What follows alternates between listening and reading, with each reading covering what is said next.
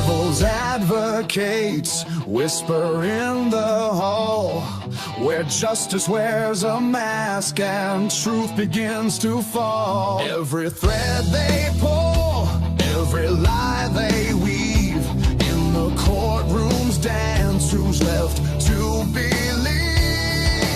Oh, the devil's in the details, hiding in plain sight, innocent until the gavel steals the light. True crime echoes through the hollow night, fighting injustice with no end. The devil's in the details, hiding in plain sight, innocent until the gavel steals the light.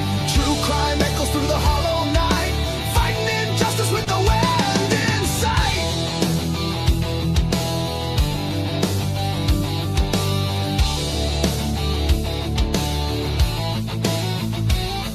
A photograph fades where the truth once stood, blurred lines between the bad and the good. The scales they tilt with every silver tongue, while the broken cry for a song unsung. Black robes sway like shadows on the wall, one wrong word and the mighty fall. Who's a sinner? Who's a saint? The jury's out, but the verdict's faint. Oh, the devil's in the details, hiding in plain sight, innocent until the gavel steals the light. True crime echoes through the hollow night, fighting injustice with no end. The devil's in the details, hiding in plain sight, innocent until the gavel steals the light. True crime echoes through the hollow night, fighting injustice with no end in sight.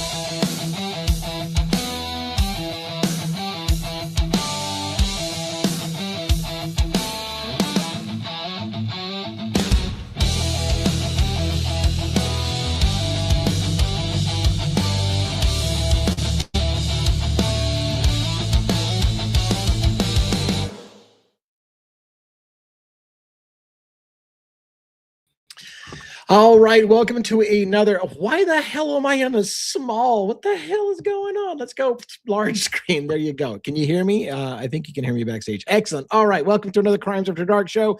Welcome to the people that are coming into the room. We are maybe, unfortunately, minus Logan tonight. She said she was still stuck at work, I think. So hopefully everything's fine. I guess it's just work, not anything else. And JJ may be joining us. He's not normally here now on Thursday nights. I think this is a Thursday night, but I have been told he may try to make, actually, I think he's planning on making it. I'm a little confused about exactly when, because there's a time difference. And so I don't know if he means 7:45 my time or 7:45 his time, which would make a difference, like a whole hour difference. So we'll see what happens when he shows up tonight. By the way, thank you for everybody who's coming in and supporting the show. There's a lot of love that we're getting on this show, with people saying now that okay, this is going to sound bad, they go to bed with us every single night. Like, there's people who make us part of their nightly routine. So I love it that everybody in America and across the world is going to bed with me at night. It's a good experience. I like that. I always wanted more experiences. And so thank you for that pleasure. Anyways, the point being is that it's great that some of you are making this a ritual for your nightly routine. And I appreciate that very much. And I'm also trying to focus on getting long form videos back. And some of you had said, oh, good, DA's finally doing a long form video after forever. Has it been that long? I guess it has. Anyways, let's bring our panel up and get going. By the way, real quick, we are going to cover some new cases a little bit tonight. Not necessarily like we're covering new cases per se, but last night's show, several people gave us the whole DA. I'd really like you to look into the Noah Presgrove situation. We are going to do that tonight and talk about that as a panel. Maybe the Evansdale, I think that's how it's pronounced, girls from 2012. We may talk about that as well, but definitely the Noah Presgrove we're going to talk about. And then, of course, there's the regular bevy of stuff. Idaho 4, Mickey Steins had a video drop this morning on Mickey Steins, a lot more detail, about an hour on Mickey Steins this morning. By the way, before I bring the panel up, if you want to help this channel a lot, I really need your love and support on the other cases other than Idaho 4. Whenever I do another case other than Idaho 4, things go to die. I need your support. If you believe in this channel and you believe in the mission, I'm hoping you resonate with the panel and the topics, plural, not just a case. So give some love to those other videos when you see them. Help us out. Leave a comment. Get in a fight with somebody. Sometimes that helps the algorithm even. I don't know. But anyways, I don't want anybody to fight, but actually fights actually do help the algorithm, unfortunately. All right, let's bring on Dago. backstage from the True Crime Cafe. What's up, sir? Whoa. You really just said that. Anyway, I did. About everybody going to bed at this? Yeah. No, the other thing with the fighting, but it's funny. I loved it. Yeah. It's true. It's true, though. I do want to reiterate everything that Lee just said for myself as well. Good evening, everybody. First and foremost, thank you for joining us. It's wonderful to see you all. A lot of you I just saw about 27 minutes ago. It's great to see you again. Thank you for being here. I love that you guys are. So, but yeah, guys, we definitely need the love and support on the other cases we want to cover as well.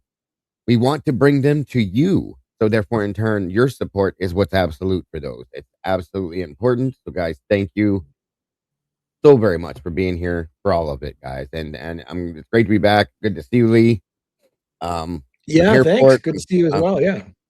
I'm excited to get into these other cases I've covered before, but I want to jump back into them. And I'm excited to do that with all of you guys. So yes. Perfect. Well, we'll do it live. I'm looking forward to talking about Noah Presgrove with you.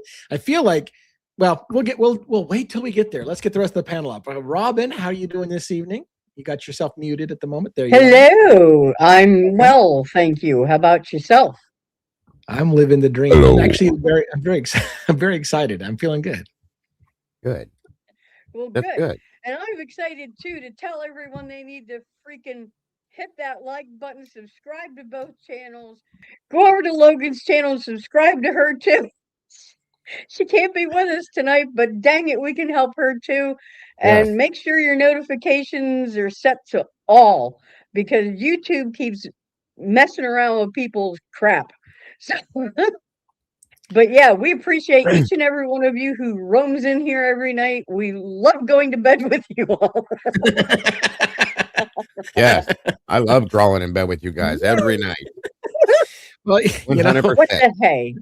Yeah, it is worth the ride, as they say. And make sure you guys, if you do go over to hit the like for Logan, please make sure you tell her congrats on hitting 5K, guys. Yes. Yeah. Yes. And hopefully we see. I hopefully Logan's group feels comfortable being here when she's not here and coming over and hanging out with us for the night and when she's not around. But if not, that's okay. I understand some people are loyal to their favorite creator and that they're only interested when their creator's on. But we want you to know that we view all of your communities as part of our community. If you're on the panel, we all want to be one big happy family. So that's the way we look at it, at least. It's not always the case. I find that it's not always the case. Like a lot of people's communities are really, really obsessive about their particular creator, and they actually don't want anybody else to touch their favorite creator. But we're kind of a share and share alike. I mean, again, getting into bed with everybody, you're going to have to be really sharing and just share the love with everyone. You all. Gotta learn how to be touchy-feely. I mean, come on. Right. All right. Let's make sure you have a lot of antibiotics on hand. That's all.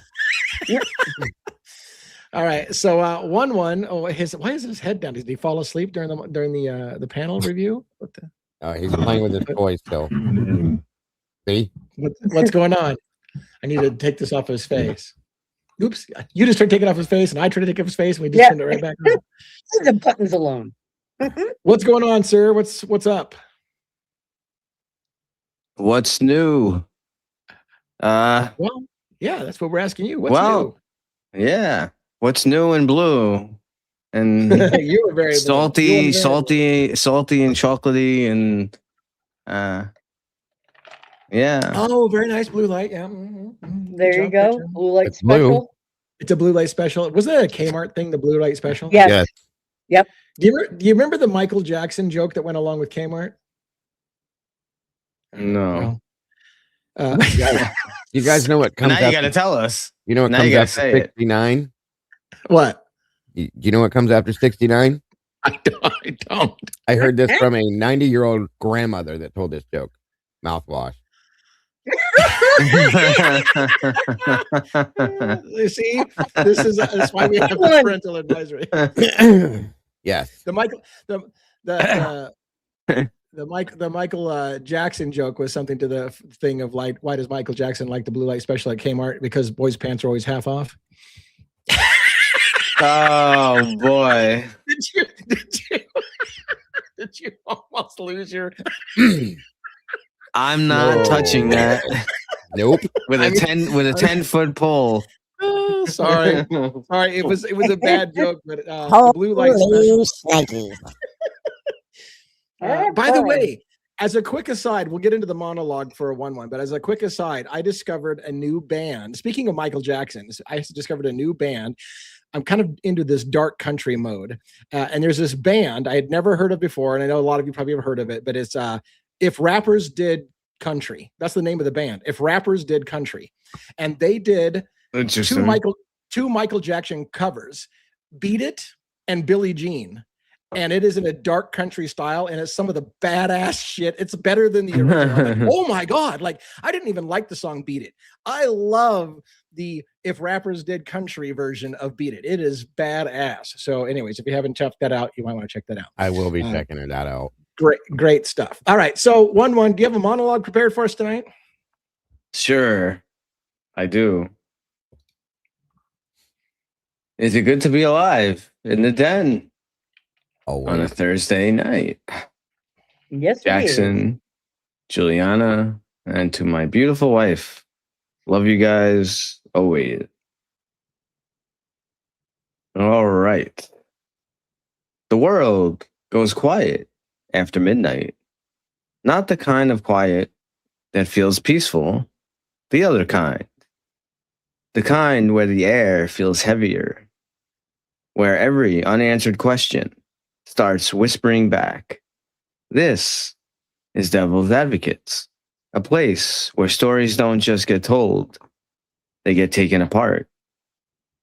Piece by piece, question by question, until the truth, or whatever is left of it, crawls out of the dark.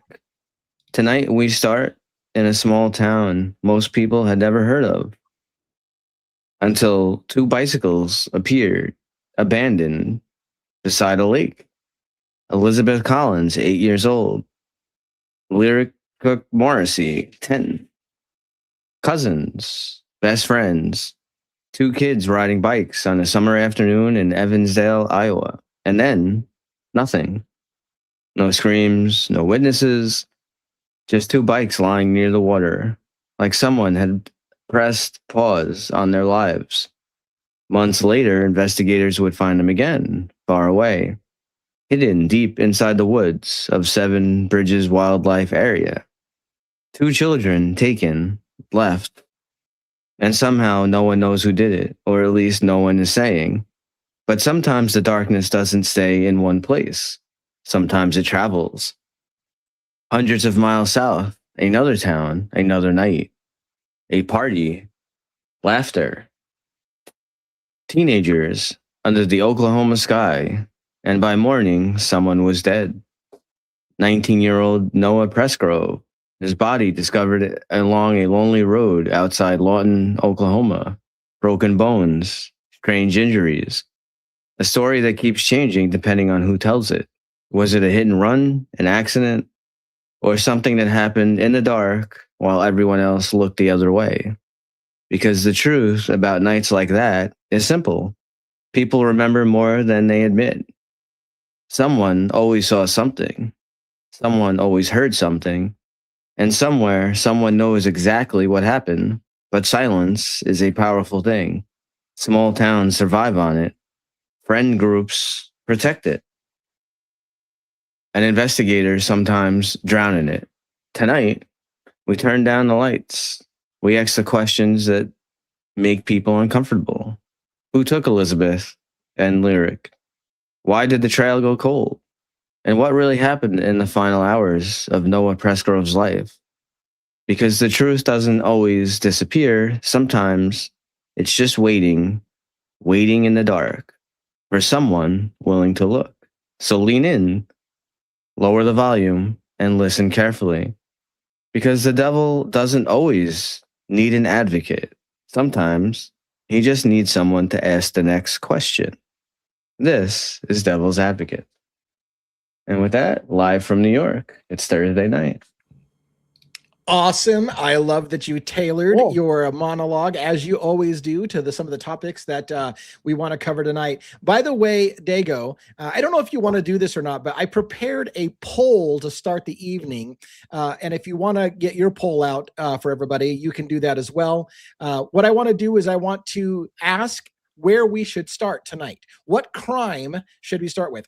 We will be covering tonight some discussion on Noah Presgrove because that came up last night. People wanted me to look into it, and I heard you, and I did, and I became immediately fascinated with that case. Also, we'll talk about Evansdale, as one said in the monologue. So what I want to do is I want to give you 4 options. What crime should we start with tonight? Idaho 4, which is typically what everybody wants to talk about, and we can and will talk about that tonight. Mickey Steins, which is the new video I dropped this morning. It did an hour of Mickey Stein's material about vigilante justice. Actually, it wasn't. Was that what I dropped this morning? I think that's what's coming out tomorrow is vigilante justice. What the hell did I drop this morning?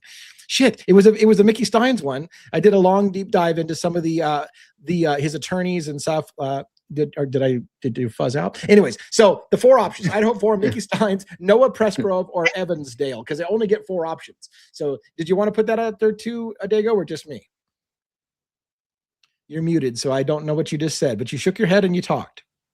I'm already working on. I'm just finishing up Evansdale right now. All right. We won't be able to get the votes from Logan's people though. Yeah, I know. Baby, what is it? Baby Ames says that they live close to where Noah was found. Wow. Well, good, because if we get wrapped into this case, I'm going to come to your house and ask you some questions. You will get wrapped into this case. I'll tell you right now. So I have, what crime should we start off with tonight? Idaho 4, Mickey Steins, Noah Presgrove, or Evansdale? Yep, that's it. You ready to fire it? Sure thing. 1, 2, 3, roll. Patooey. Now, we don't have a huge group tonight, so let's just wait and see how it kind of settles out. And when it starts to slow down, we can start talking about cutting off the thing. Sometimes we wait for a specific number, but we're kind of a little low on viewers right now, which reminds you, hit like and subscribe and comment and do everything and hype it, whatever you need to do to get us some attention. And then that way we'd have a bigger audience, or we'll just be small and intimate. Okay. I'm writing right now at about 19 votes, and it's still picking up. Looks like the votes are still going, so I'm going to give it a little bit of time. I have 13. Okay, sounds like is yours kind of settled, or because mine's starting to slow down, so it's kind of hovering right about here. No, it's moving. It's going up now. Okay. Please vote on the poll, folks. Vote on the poll. Please hit the poll. Please touch the poll. Do something to the poll, folks. Do something to the poll, for Pete's sake. Please. Oh, Robin's frozen. I heard her laugh, but I didn't see her face. Her face didn't move. It was kind of creepy. Got the most stoic face ever. It's because I was on a different tab. It's okay. All right, let's talk about numbers. I'm going to go ahead and end it. I've got myself. What did I just do? I ended it, and then I can't see my own poll. I can't see my own poll. There. Give it a minute. It'll show up. Give it a sec. There it is. Okay. All right. Yeah, it showed up. All right. It shows in the chat. Okay. I don't see. I got 45. Yeah, you got Noah. I'll read it for you if you want, Lee. Okay. I posted. Okay, they go finish. Go ahead. Yeah. 45% Noah Presgrove. 33 said Idaho 4. Oh, this is wild. 11% said Mickey Steins and 11 said Evansdale. So my side wants Noah. Yeah, same here. We got 40. Yeah. I see the poll finally. 48% Noah, 33 Idaho, riding in a good second. Mickey Steins, unfortunate in a way, because Mickey Steins is a really interesting case. You're gonna get interested if you listen to us long enough. That's my impression. But and Evansdale kind of riding in at 8%. So let's start with Noah Presgrove, if you would like. Yeah. Now, I don't know where to start because you were here ahead of me by quite a bit. So do I let you run with the overview, or do you want me to run with the overview and you correct me or kind of fill me in on things? Like, I don't know who to start with. It's up to how you want to do it. Do you want to start off with like a news clip of this and like let them see the news story itself, or do you just want to talk through it? That's a good question. Yeah, do you have a news story to throw up on screen? It's probably good because I think I see in the chat like a bunch of people never heard of the case at all. That's why I was give them like a brief synopsis. Right. And that's just it. I was gonna give a brief synopsis, but if you think that news article does a good job of it, maybe we should do the news articles as a synopsis. I'll grab one of mine. Let me see what I got. Give me a second. Okay. or I can start to monologue on the basics, Sure, and you can sure. Yeah. So from what I understand, Noah Presgrove is a 19-year-old young man who was at a party for, was it Labor Day weekend? I think it was. Yes. Yes. And Yeah. it was a multi-day of drunken binge drinking with a bunch of underage drinking and adults that were providing alcohol for the underage party goers. Noah, age 19, according to some of the rumors and things that I've seen, and Dago will correct me on what is rumor and what's actual fact. Noah and others got into ATV riding. There were rumors that Noah also got into a fight with somebody at the party. Whatever the case may be, Yeah. Noah was found dead on September 4th at approximately 6 o'clock in the morning. His body was found alongside of the road with mysterious circumstances. He was found nearly naked, but his clothes, his shorts, folded neatly next to him, and apparently undamaged. So meaning like I hadn't been hit by a car, but they're kind of making it look like he was hit by a car. Officially, it's not ruled a homicide, but the investigation is still open. They don't say there's any signs of foul play, but again, rumors are out there that he was beaten to death at the party. Other rumors were that maybe he had an ATV crash and had been injured, but walked away from it and then maybe died later of his injuries. Maybe they were covering up the whole thing to hide the underage drinking and the fact that adults were providing underage people. And Dago told me, a shocker before the thing, said that some of that underage stuff is even worse than you think. So that's kind of the gist of it. And so the basic, and the last thing I'll say about the summary, and then I'll let Dago take over, is that the family now, so again, it's never been investigated as a homicide and no suspicious circumstances. They just kind of say, we're not sure exactly what happened that night, but we don't see homicide, foul play. The family, I believe, has filed a wrongful death lawsuit and has claimed things like our son Noah was beaten to death at that party, with apparently no evidence to support it. They just said it. And the family says that they have evidence, but they just haven't come forward with it at this point. So that's kind of the gist of what I know, is that it's a mystery. We don't know exactly how he died. Family thinks that he was beaten to death. Whatever the case may be, it looks like somebody's trying to cover up the circumstances of his death, be it either they don't want to admit that they got a young man killed by over drinking and letting him ride ATVs drunk when he's underage, or whether it was a beating or whatever. But whatever the case may be, most people don't think he got hit by a car. All right, Dago, what do we got? I'm working on this in the background, but no, I definitely don't believe he got hit by a car.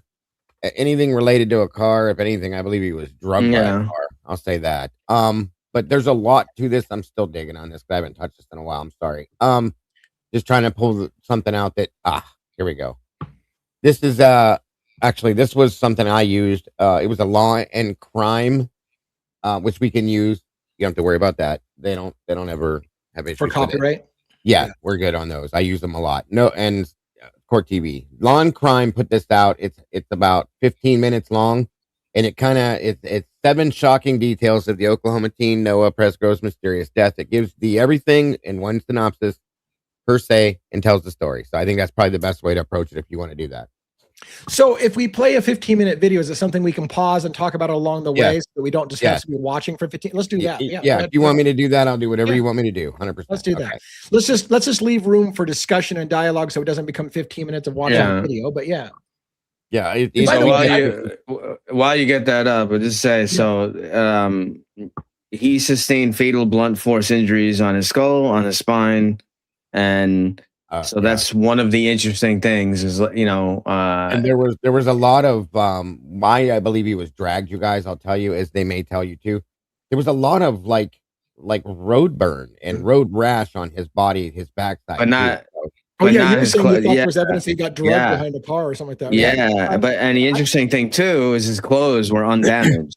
And that's another thing too. Right. That's the part that I was saying. Yeah. Undamaged clothes suggests that he wasn't hit by a car and I'll explain that naked. Yeah. Right. And definitely I will explain that part with the clothes, because there's something with the clothes and his best friend that's very odd. I'll tell you that. So, and one more thing I want to bring up before we get into this video, which maybe it explains in the video, but and it's just because I'm a devil's in the details kind of guy, but they keep saying teeth were found near the body, but they never really said whether it was his teeth. Is it his teeth, or did the teeth were taken from the friend's pocket and dropped near the body?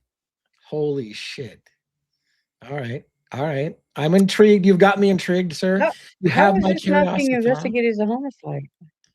Nobody understands, Robin. Nobody. The family Yeah, there's believes some- it was foul play. Many people do, but it'll some tell some fuckery. of that, and then I'll explain some of these things to you guys that don't know about this at all. So, All right, let's add this to stage and let's put that up there and let's remove this because apparently I can't add this until that's removed. Okay. So when it's playing, I can't remember. Do I have control or you have total control? If you have total I'll have control, you're control. I'll okay, have you're it. gonna have to pause when it comes time for stop. This give us some breaks in here to talk about it. Yeah, and if you want me to, just say, hey, you know, he's a good-looking young man, or was a good-looking young man, right? very much so, very popular. Yep. 19 years old. He was an athlete. He had his whole life in front of him. So, not that it matters. Death is death. He doesn't have to be a I'm good-looking sorry. young man to be. Yeah, baby's right. Friend's dad's pocket. My apologies, guys. Yes. There's a whole thing with this guy. I'm telling you guys, you're going to be blown away. Now, I notice you're okay. I'm sorry. Go ahead. And notice it looks like you're starting some ways into the video. Is that where it starts, or does it start way at the beginning? No, sorry about it. Oh, there you go. Sorry about that. Yeah. He was found naked along a rural Oklahoma highway. His cause of death, multiple blunt force injuries. But nearly 1 year later, investigators are still unsure the manner of death. It certainly could have been murder. Investigators now taking every tip, lead, and possible sighting, trying to make sense of what happened. You can't solve a crime from behind a desk. You got to get out and talk to people. Here's everything we know so far about the mysterious case of 19-year-old Noah Presgrove. Before his death, Presgrove was a major high school athlete, playing football, wrestling, and running both cross country and track at Comanche High School. Pause for a minute here. That's Comanche. So as a fit athlete, wrestling and whatever, I just as a question, the whole fight thing, like it seems like he would hold his own pretty well in a fight. What's the story behind the fight thing? Do they talk about it in this video? But that's my first question. He's a little bit, yeah. He's a fit guy, right? And he's a wrestler, so he probably wouldn't be able to hold his own in a fight. He definitely could hold his own. There's photograph and video that I had played through when I did the show. It shows him standing there like drunk, obviously, telling his friends, "Hit me, come on, hit me," and like people slapping him and punching him and stuff. And so he wasn't afraid to take a punch, or no, not at all. The dude comes off to me as somebody that would, like, if he got into a fight, he'd probably handle it and win. You know what I mean? Yeah. So, But yeah, not when the fight's not fair. Exactly. When there's more than one person, it tends to change things. So yes. Yeah. Don't forget to chime in, Robin, every once in a while. You're going to go all silent on me, and I won't even know how to. No. No. I'm just. It just underscores again how I have lots of feeling. Let me sort it out a little. Yeah, no, yeah, go ahead. Sort it out. I just want to make sure that you are engaged with this because, you know. No, very. Okay. All right, let's do it. All right. Oklahoma, in the southernmost part of the state, a quick 20 miles from the northern Texas border. Presgrove graduated from high school in 2023 and had planned to enlist in the military along with his cousin. According to countless reports, Presgrove had a tight-knit group of friends, and that's who he was hanging out with on Labor Day weekend of last year. The group threw a party that seemingly lasted for several days, celebrating both the long weekend and the 22nd birthday of Presgrove's friend, Avery Jo Combs. Stop. Around 40 people are said to have attended. So one thing I have to ask as well, I want to give room for all this to discuss. So this is a multiple day weekend party of drinking with underage kids and adults providing alcohol. How do they expect that not to go sideways? How did they expect people to not be over intoxicated and some kid to die from an alcohol poisoning? Like what kind of controls are in place? What kind of parents are letting all these young, I don't know how many young kids were there, but because apparently there were some that were. There was a lot. There was a lot over the 3-day period of time. And this girl, he was represented as his girlfriend or something, or just a friend. It says friend, but you know, kids are okay. It could be. There were a lot of kids there. The parents absolutely, just so you guys know, the parents provided everything for this. The property, the area they had the party, the alcohol, all sorts of stuff. They provided the whole thing, and they were there throughout in some options. Okay, right. And no charges against the parents for providing underage people with alcohol. By the way, somebody said that, can you pump the volume up? Is this on full volume? It is on full volume for us. Yeah, it's on full volume. I don't know if it's on your guys' end or hold on. Let me try something over here, you guys. Just give me a second. What? Who are the parents connected to? They're getting away. They got away with that shit. You're asking the questions like who knows who? That's what you want to know. Who Right. knows who? Right. That's what I was going to say next. Okay, the sheriff or the local police, they're very connected to them, friend-wise. Okay, they're all very close, and this is another small town. And Turkey Creek girl says, "Is this true that Turkey Creek says the parents have a lot of money?" Yes. So oftentimes, I hate to say it, but oftentimes money buys friends in high places. So yeah, of course, yes. They all know each other. Law enforcement, the parents, everybody, they all know each other. And again, small town values, folks. Remember that. Yeah. All right, I'm ready when you are. Yep. Attended. According to several reports, Presgrove got into a fight in the early morning hours of September 4th, 2023, while at this party. The argument was with his best friend, Jack Newton. Remember that name. He comes up again. I want to pause for Jack. If I understand, Jack was over the legal age and he bought the alcohol or something like that. Wasn't that part of the thing? Some of it, yeah. And that's another thing too. Is you need. But he got into a fight with his friend. You're saying. So and you need to remember Jack and his father. Okay. Yeah. Both of them. And this was literally Noah's absolute best friend in the whole world. And what are they doing here? Are they snowboarding? What do they got in there? Is that a snowboard he's got in his hands? Yeah. Which one of these is Jack? This is Jack right here. Okay. This is Noah. Yes. Okay. All right. Cool. All right. But according to Jack, it resolved quickly and they ended it by telling each other how much they meant to one another. Around the same time frame, Presgrove was seen allegedly daring friends at the party to slap him.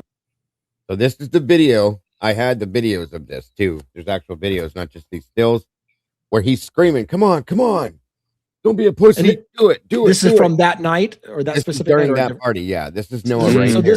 this is the actual night that they claim he got into a fight with people. Yes. With that. Yeah. Okay. Yeah. So you tell me, you've seen this video. Was he antagonistic towards people? Was he starting fights? Was he in the mood to fight and was trying to get people to fight him, or what was the move? Basically, he was drunk as shit. I'll say that. Really drunk, and he was like challenging everybody, girls, men. It didn't matter. To hit him, to charge him, to smack him, all of it. And he was being a douchebag. I'll put it that way, okay?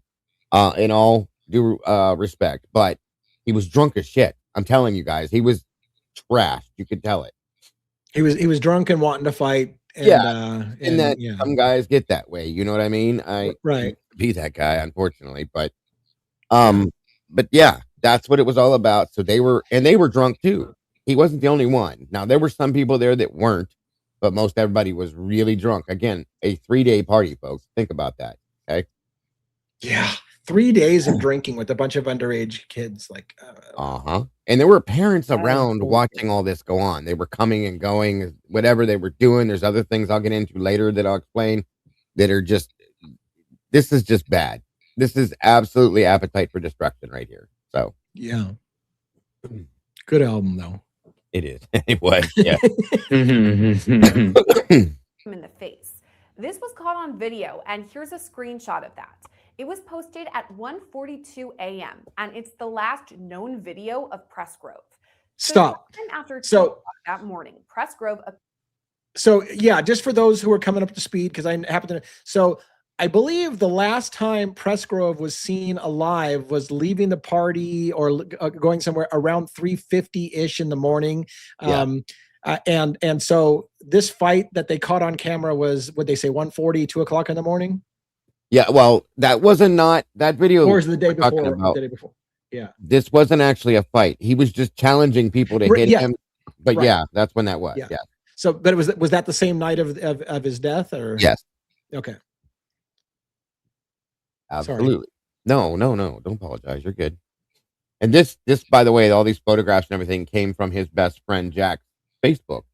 Who Is that a picture from the night, or is that a picture from some other unrelated? Yeah, this is from my understanding. This came from one of the nights. Okay, one of the nights of that weekend of drinking. Yeah. That's how it was explained to me. So yes. And like I said, Jack, again, his best friend, was very cooperative in every way he could be, per se, to a point, in my opinion. I'll just put it that way. So apparently took a group of friends on an ATV joyride, but crashed and flipped it over. We believe no one was injured in the crash, but that happened twice. Okay. There was two accidents that happened. One was on a side-by-side ATV. The other was on, I think, a four-wheeler. But he rolled them both, from my understanding. And again, go ahead.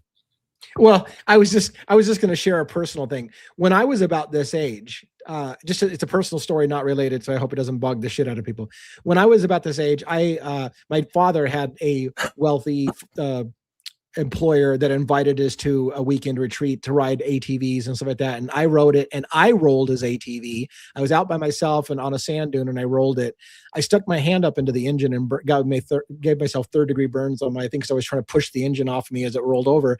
And I was so afraid to tell anybody that I rolled his ATV, because it was an expensive thing, that I hid my third-degree burns and everything. So I'm used to the whole drinking an ATV riding. Actually, I wasn't even drinking. I was completely sober. It was just, but I just had an accident. I just flipped it over. But anyways, it's my story of something like this. Well, it's actually interesting you brought that up, because after hearing certain testimonies and different things and stuff, I have a feeling that part of that is part of what caused some of the problems, because they weren't his. They belonged to somebody else. And that, I think they were Jack's dad's. Okay. And in turn, that upset Jack. Like, these are my dad's ATVs. What the hell are you doing? You're breaking this, you're ruining that, stuff like that. And I think that's what may have provoked one of the fights. One of them. There was another fight that happened over a girl too. So there's a lot with this, you guys. A whole lot. All right, you guys kind of a mindset with it. Yes. So this was September 3rd, 2023, right? Yeah.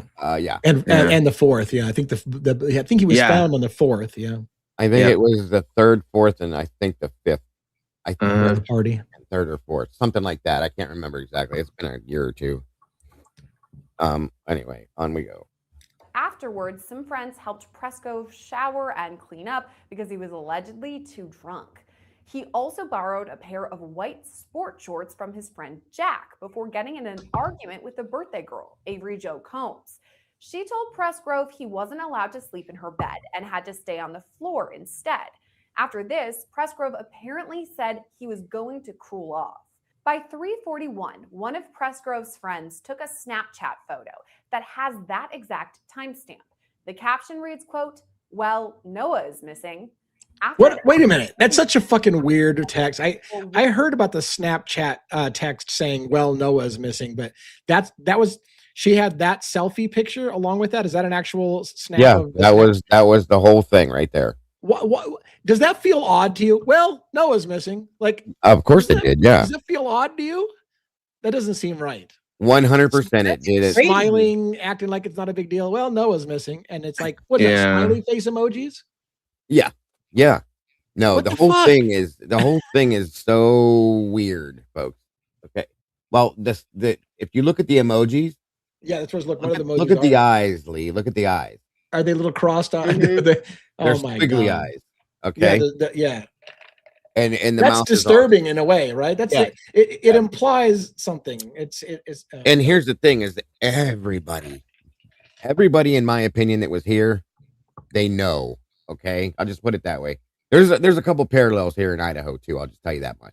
So, I gotta write this. So 3:41 is that text message. So he must have been. He was then last seen before 3:41 because that's when she says Noah's missing, right? So they said, it said he was last seen at 3:50 a.m. 3:50. Yeah, that's what I thought too. But okay, she says this at 3:41. There was another one somewhere too, but absolute last sighting was 3:50. Okay. Missing.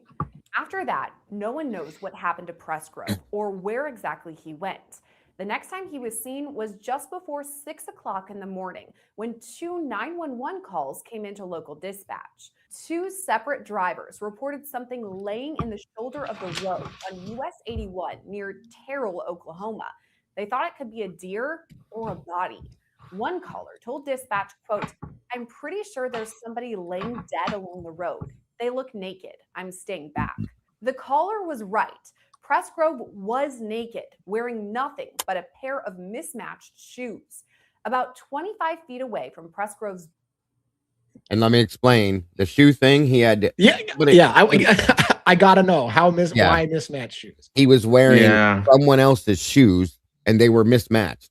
Okay, two other people's shoes. He had one on one foot that belonged to one person that was different from the other one on the other foot that belonged to somebody else. Completely different shoes.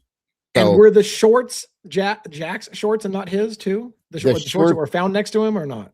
The white shorts he had on were Jack's, but there's a story that I'll explain that to you too, because Jack. I can't wait, dude. I'm all over it. Jack went home.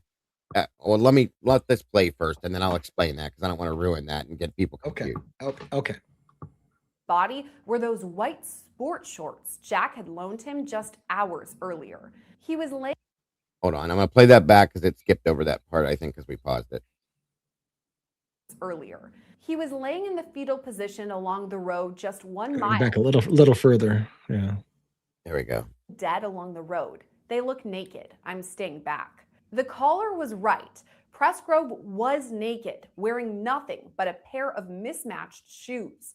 About 25 feet away from Presgrove's body were those white sport shorts Jack had loaned him just hours earlier. He was laying in the fetal position along the road just 1 mile from the party he just attended. Investigators say there was minimal blood on the scene, but Presgrove's injuries were shocking. The base of his skull had been split in two. His spine was fractured, and there was. Now I'm gonna tell you, I pulled the autopsy report for this when we covered this. Do you have it still? I have to go dig and look for it. I may have it, and Molly might have it too. But it was bad, guys. If you heard her say her skull was split in two, okay? Yeah. That's not that easy to do, you guys. I'm just telling you. You have to do some serious damage. There's a lot more. I'm gonna let her explain it, but it was so bad when I pulled the autopsy report. I was like, Jesus Christ! I mean, his whole body was mangled, folks. It was bad. So let's take a moment, if you will. If his skull was split, I got two questions. One, well, maybe three. Could it have happened like they said? He got hit by a car. That would cause enough damage potentially to split your skull. Could he have gotten in an ATV accident bad enough to split his skull and still walk away from it? I don't think that's likely, but I don't think that's likely. Not in my or opinion. Could he have been hit over the back of the head with something? I don't know where his skull was, but was he hit with an object? So that's the three things I'm thinking. It could have happened, like they said. Maybe he was hit by a car and that caused the skull fracture. But, you'd have paint. You'd have paint transfer from the car then. Yes, on him. There would have definitely been transfer, and there would have been other injuries from. And someone says in here, baseball bat would fracture someone's skull too. It was literally split in two, though. Understand that. Your skull is one of the hardest bones in your body, folks. Literally. Okay. So there's a lot. His spine was detached. There's a lot of things to this, though. Which to be fair, could be kind of damage from a car accident. Yeah. All right. There's other things that take from that to take away from the possibility of that is all I'm saying that we'll come to later. I guess where I'm going to play, I'm sorry, where I'm going to play devil's advocates is you're not going to get your skull fractured and your spine dislocated from a fight, right? So something more than a fight happened. So was it a car accident or was it, because what I'm saying is a fist fight's not going to fracture split your skull in two and dislocate your spine or something like that. So no, but if there was other things found on the scene and this and that like that. I think me personally, I think he was struck by a vehicle. That's what I think happened to him. But that's me. So on we go. But maybe run over on. Yeah, go ahead. Sorry. Yeah, but maybe run over during or yes, absolutely. Right. An 8-inch cut on his scalp that had been flipped back, revealing bone. So that was September 4th, 2023. But Presgrove's autopsy wasn't released until the following May. It lists cause of death as multiple blunt. What? How long did it take for the fucking autopsy to come out? Well, September to May. Okay. September was the 8 accident, months. and it was 8 months. May, 8 months before the autopsy report came out. Why did it take 8 months to drop an autopsy report in an accidental death is what it looks to be, right? Right? Thank you. That's my question. 8 months for an autopsy report on this. I don't understand. Nobody I don't either. Doesn't make no Well, sense. Yeah, it's crazy. Yeah. Force injuries, but the manner of death is still undetermined. The Oklahoma State Bureau of Investigation declared his death suspicious, but that led to more questions than answers. Investigators say they don't believe it was a hit and run, and they don't believe it was murder.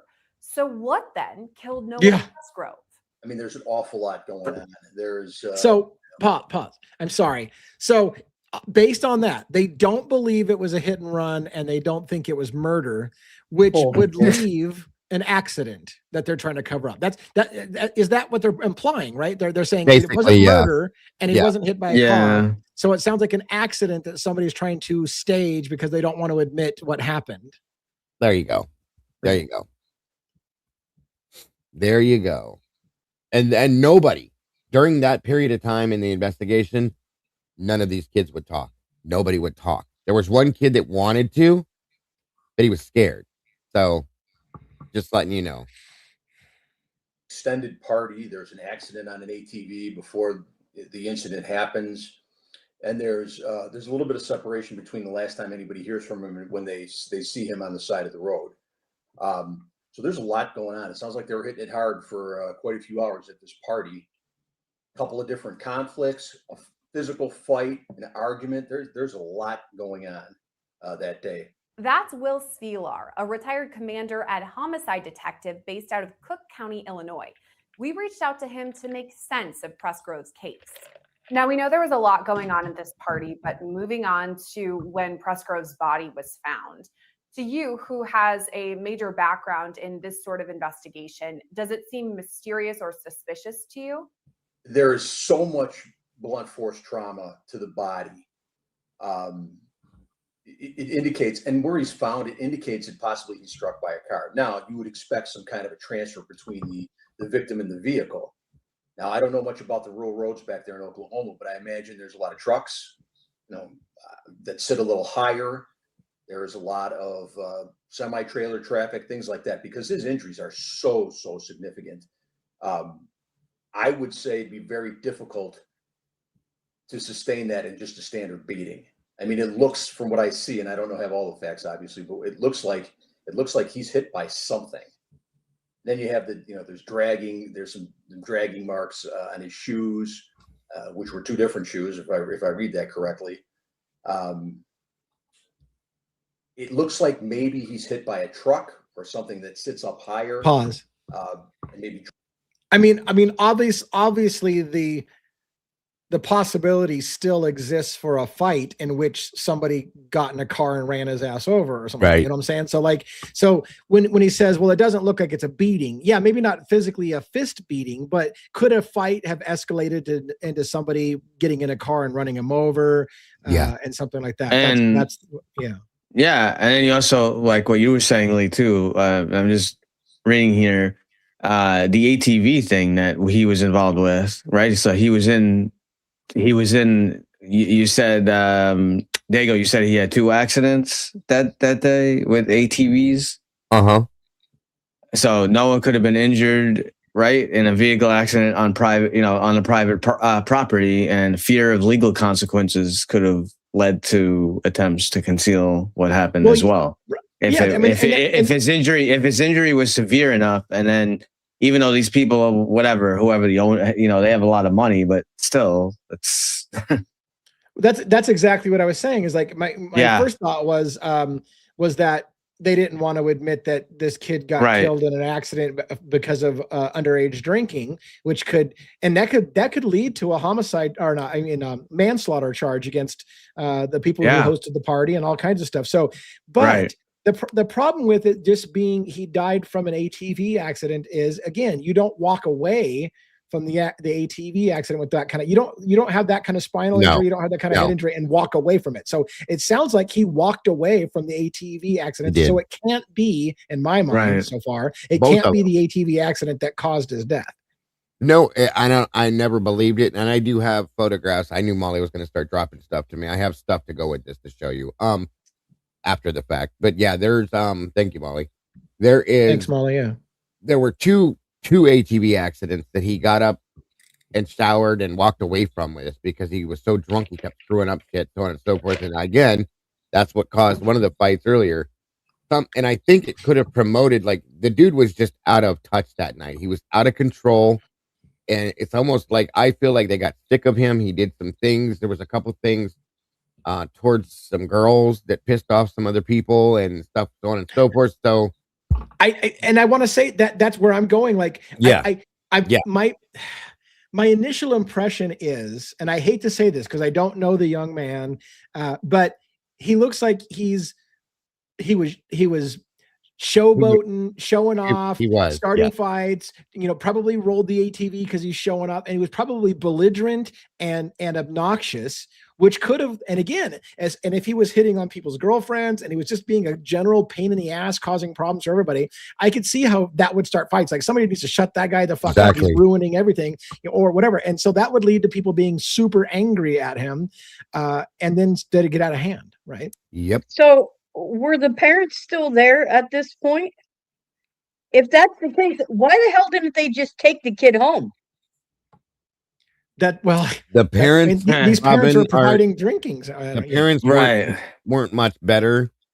There's a story that came to me that one father was found to be in a bedroom with one of the underage girls too, and so yeah. So, and I will say this, if this was on private property, I would imagine, I hate to say this, but I would imagine if these adults were providing a party that included underage drinkers, I guess to counter Robin's point, probably a rule was nobody's fucking leaving the party this weekend. Like, nobody's leaving, right? Because I don't want to have to explain to people's parents. I'm not going to take a drunk 19-year-old home and say, hey, by the way, I provided your kid alcohol, but he's a pain in the ass, so we're bringing him to your house. Like, they're just going to be like, nobody goes home, because we don't want to get out there underage drinking. Yes, exactly. And there's some point where they all go to the scene. A lot of the kids that were there, and the one, I think the sheriff, or it was the sheriff, I believe, tells them all, go home and go to bed. That's what was said to him. Go back to the house and go to bed. Almost like, you didn't see this. This didn't happen. Of course. And like I said, the parents are very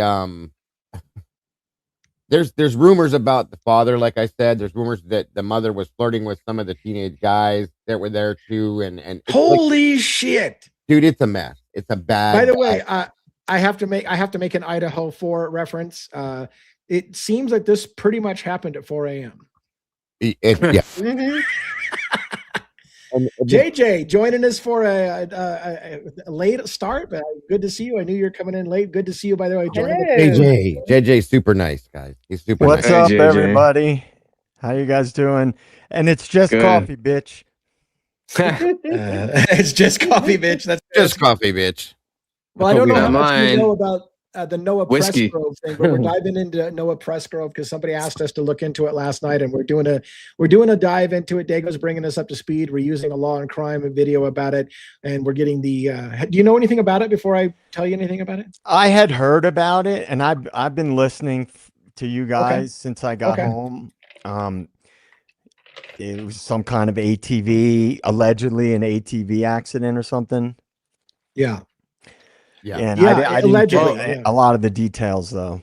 So Noah was very sorry. I was going to say, Dago. So you think that he got hit? You think he was hit by the car? But I think he could have been drugged. But there's drug and or ran over by the car or more. Okay, or a vehicle. I'm not going to say car. Vehicle. There was like pieces of chain found at the scene. But why the clothes? Why the clothes have no marks? That's like crazy. That's insane. It is weird. Yes. Yeah. The shorts were Right. folded. The shorts that were found, I can't remember how many yards they said from his body. They were found folded up neatly on the ground. Right. That's what I got the impression that they said that the clothes fucking were, weird. The Who shorts did were the shorts folded. belong to? Who did the shorts belong to? Jack, right? Jack, right? Yeah. Just as much as the teeth that were taken out of the father's pocket and dumped on the ground next to the body. Think about that for a minute. I am thinking about it. All right. All right. Okay. Let's roll it. Let's keep going. Yep. Dragged along and rolled around. I know he's got some injuries to his fingers as well. But it's just so much trauma to the body that it's difficult for me to believe that this is just a straight beating. Now, I'm not saying that it's not possible that he did take a beating and then somebody dumped him on the side of the road. Yep. And then he was struck by a vehicle. Yeah. Okay. Stop. I mean, that's a scenario too, right? There were no tire markings on his body whatsoever that they could find. Right. Right. So again, the scenario would be maybe he was beaten and they left him on the side of the road, or he walked away beaten and then got struck by a vehicle. And so it's a combination of the two. But as you say, no tire marks. Now, could that mean that somebody just flat out didn't see him and plowed right through him and never hit the brakes? Because that does happen. People do hit things and never hit the brakes. Everything is possible. Right. All right. But it's just Yeah. food for thought. I like to think it through and see what we can rule out. Go ahead. The biggest problem I have with this is that the one parent walks up to the scene, reaches in his pocket, and pulls Noah's teeth out of his fucking pocket and drops them by the body. Okay. Now you keep saying that, but how do we know that happened? I mean, I know it's getting ahead of the story, but how do we know that happened? Is that because there was an eyewitness testimony? Yeah. There was an eyewitness to it. Okay. Yes. Sorry. I should have said that. My apologies. No worries. All right. Are post-mortem or anti-mortem, the ones that caused his death, because there's so much blunt force trauma. It seems like it was difficult for the ME to make a determination. Obviously the cause of death, but not the manner. All this goes back to the only thing we know for. One of the things that I need to make sure I'm correct on when I say this, but from what I understand, okay, Jack came to the scene and the shorts were found away from him or something. And I want to, if I'm wrong about this, my apologies. I will correct myself. But if I remember, because it's been 2 years since I've covered this, but Jack came and picked up those shorts and went back to the house and brought some other shorts back. Okay. Wow. That's the understanding that I got from this in the one interview that I had listened to. So don't take that and run with it yet, folks. Just give me a minute on that. But I think that may be what happened. So, excuse me. Wow. Certain about the case. Presgrove sustained multiple blunt force injuries, but we can't be sure what they were. If we're talking about the autopsy, we know the cause of death. That's multiple blunt force injuries, but there is no manner of death right now. It's listed as undetermined, and there was quite a lengthy time between Noah Presgrove's death and then when the autopsy was released. So what do you make of all that? Well, I think that the investigators, both the medical examiners, investigators, and the police, were trying to do a thorough investigation, collaborate between the two departments, and come up with a manner. And it sounds like they just couldn't. It sounds like they tried, but they couldn't, whether it be from lack of physical evidence or unreliable interviews. It sounds like they couldn't. I've seen it a few times, but it's very rare that happens. What's also rare, or at least unusual, is law enforcement's stance on the possibility of a hit and run. At first, that's what authorities believed happened, but as the investigation went on, that came into question. The Jefferson County Sheriff has even said publicly he doesn't believe it was a hit and run. And we've talked about how it appears, at least from the jump, that this could have been a car crash, that at least the severity of Presgrove's injuries kind of line up with that. But now we have investigators saying there was no debris on the side of the road that usually happens when there's some sort of vehicular collision, that they aren't able to recreate any sort of crash. And that was a big deal with this when they were looking into the thought of maybe him walking down the road drunk and a car came by and hit him. Okay. You would expect there to be like headlight lenses busted or pieces of a fender or a grill or something. Okay. There was nothing on the road except for him. No pieces of anything. And if somebody hit and ran, they wouldn't have the time, nor would they want to stop to clean it up and take back off, is what the point they're making with this. And that was made in another interview that I watched on this about this as well. So I just wanted to clarify what they're talking about so you guys get it. Sorry. So they don't believe that it was a crash. So if it's not a crash, what was it? Could it have been murder? Certainly, it certainly could have been murder. Like I said, the injuries were so significant that we don't know which injury killed him. He's got so many injuries that could have proved fatal. Like I said, I don't know if he was dumped on the side of the road and then he's struck by a vehicle. And again, if I read it correctly, they're saying they don't think it was a hit and run. Now, so I want to comment on that. Yep. Again, it does go in. I'm just putting it out there. It does go to the idea of a sudden event. If he's got so many injuries that are so extensive and they can't determine cause of death exactly, it suggests a massive impact, right? It does seem to have that, because it's like if he had died and then was beaten more or whatever, they would be able to see some of that in the autopsy report. But the fact that it sounds like he's saying like there was so much damage done, and I'm going to put my own wording, in such a short amount of time, that it looks like massive damage was done to him, like a car hitting him. But again, they say that they don't think it was a hit and run. And right in the beginning of this, when I first watched and went through this, I thought maybe he was like rambling or wandering down the road drunk and a semi came by and hit him. Okay. And a semi is a bigger vehicle. You wouldn't maybe have as much damage to the vehicle, so on and so forth. Right. Sometimes Right. At night, semis don't even know they hit shit. You know, I know that fact. I've seen those teams. Right. So at the same time, that could have, but then there's other things that pointed this out to me that made me go, no, maybe not. So yeah. Absolutely. And again, somebody could have run him over on the property and then took his body and dumped it, and it would still have the same effect of, because again, being hit by a car is being hit by a car. The question is, when did he get hit by the car and where did he get hit by the car, if he got hit by a car? Yeah. And the other problem though is, like, with some of the injuries, a lot of them relate to like road rash. Okay. Like gravel burn and like road burn and stuff like that. So there's another thing to think about during when you're thinking about this. So all right. Or really, a tall vehicle, it could be a hit and they don't know, that they weren't sure what happened, especially semis wouldn't even really feel that. But yeah, if it's a vehicle, a car, there's going to be a transfer. There's going to be a transfer anyway on the undercarriage of whatever runs somebody over. But in this case, it could be a hit and they don't know they hit them. By the way, I have to, which is going to drive Sausage Biscuits is really annoyed that we're talking. This is a commentary show. If you wanted to go watch the Law and Crime video without our commentary, you can do that. Like, so it's kind of funny. It's like, but oh my God, I'm going to have to leave. They won't fucking stop talking. Just play the video. I'm like, dude, the video in its entirety is available at Law and Crime. Just leave our show, go over there and watch it there if you don't want commentary. Anyways. It's just funny when people are like, I always laugh when people tell me, oh, would you shut the hell up? Like, it's a commentary show. If you wanted to watch the raw video, just watch the raw video. Anyways. Yeah. Right Turn Clyde's got a decent point with this too. So that's another thing we can get into after the fact. Might come forward and say, oh, wait a minute, I did feel a little bump, driving down the street, or they just don't want to talk about it. When first responders got there, they had received 911 calls that some of the motorists nearby had thought it was a deer initially. They didn't know that it was a body. So is it possible, if a semi driver was going through that area and hit something, they thought it was a deer rather than a person, and that's why they didn't turn around or report it? Yes, absolutely. Especially if he was laying down already when he was struck.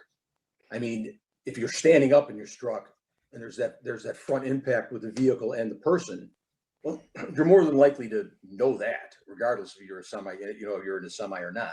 If the person's standing upright and you strike somebody or strike something standing upright, you're going to have damage to the front of the vehicle. If he's on the ground already and the vehicle rolls over him, that's a different story. The issue also, I have to say, this is a stupid way to think about it, that if it was a semi and the bumper's up high and he was sitting on the ground, the bumper would hit him in the head pretty much, right? But again, that starts to get crazy, trying to figure out the logic of it. But most definitely, yes, sir. investigators say it was not a hit and run, but they also say it was not a murder. I think what's so mysterious about this case is they say it's not a hit and run. They say it's not murder, likely, but they don't know what it is, and it's still so suspicious, mysterious. We're not sure where the investigation is headed. So what is the next step for officials who are looking into this case? They're going to need something. They're going to need someone to talk about what they saw, try to figure out how he got where he got. Did he just walk away? Did somebody drop him off? Obviously, I'm sure they looked into ride shares and things like that to see if he Ubered somewhere. And again, it's just there's going to have to be a break in the case that comes from someone who has some knowledge. Now, absent an accident, a vehicular accident, or a murder, a beating death, I mean, what else is there? He couldn't have fallen out of an airplane. I mean, he has some significant injuries. Fall out. With that. He's just saying he couldn't. I think he was just laughing about that. He didn't fall out of an airplane. Oh yeah. One of the other Yeah. theories was that he was thrown out of a vehicle too while it was moving at a high rate of speed. So just give you guys that too. Be caused in a couple of different ways.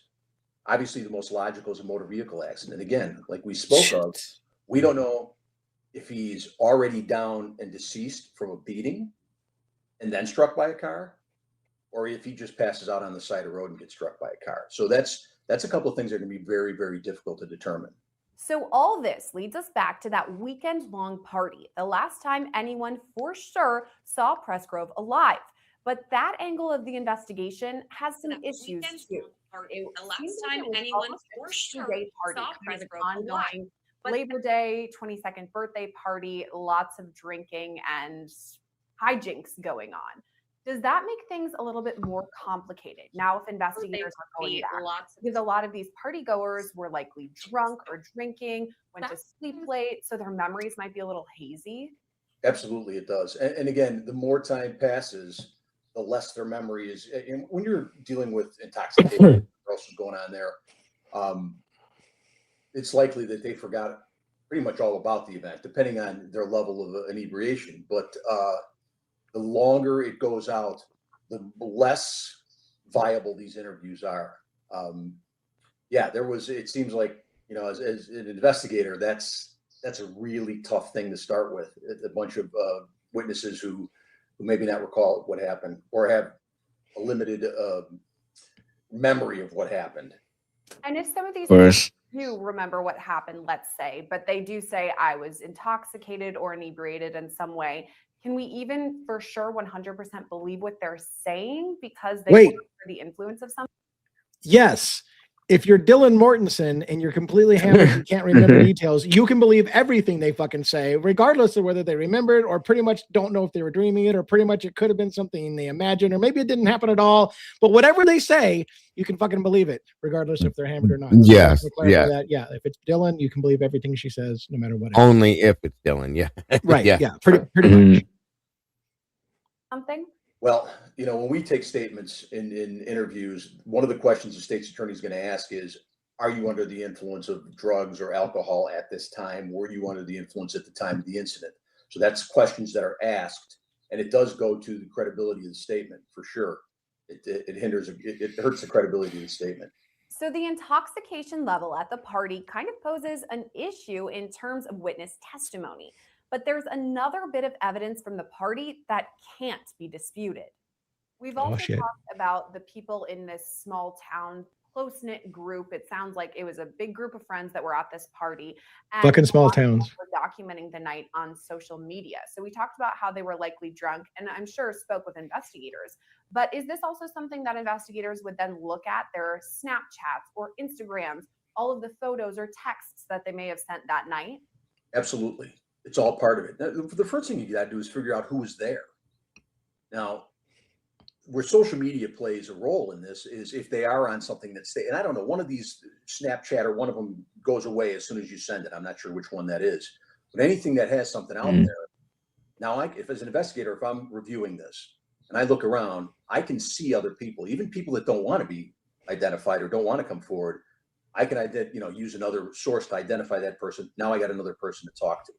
Social media is valuable in that point, in that area, to identify more potential witnesses. Who's there? We need to find out who's there. We need an inventory of who's there. And again, like we talked about, this is a 2-day party. There's probably people coming and going throughout the course of the 2 days. So social media, any kind of video evidence, and we spoke of this before too, any kind of video evidence is crucial. Now, I don't know what kind of surveillance systems they have out there in the rural area where this happened, but I'm sure the investigators looked into that. I'm sure there's a social media team that looked into that. That also poses the question, did something happen at the party that hasn't been made public?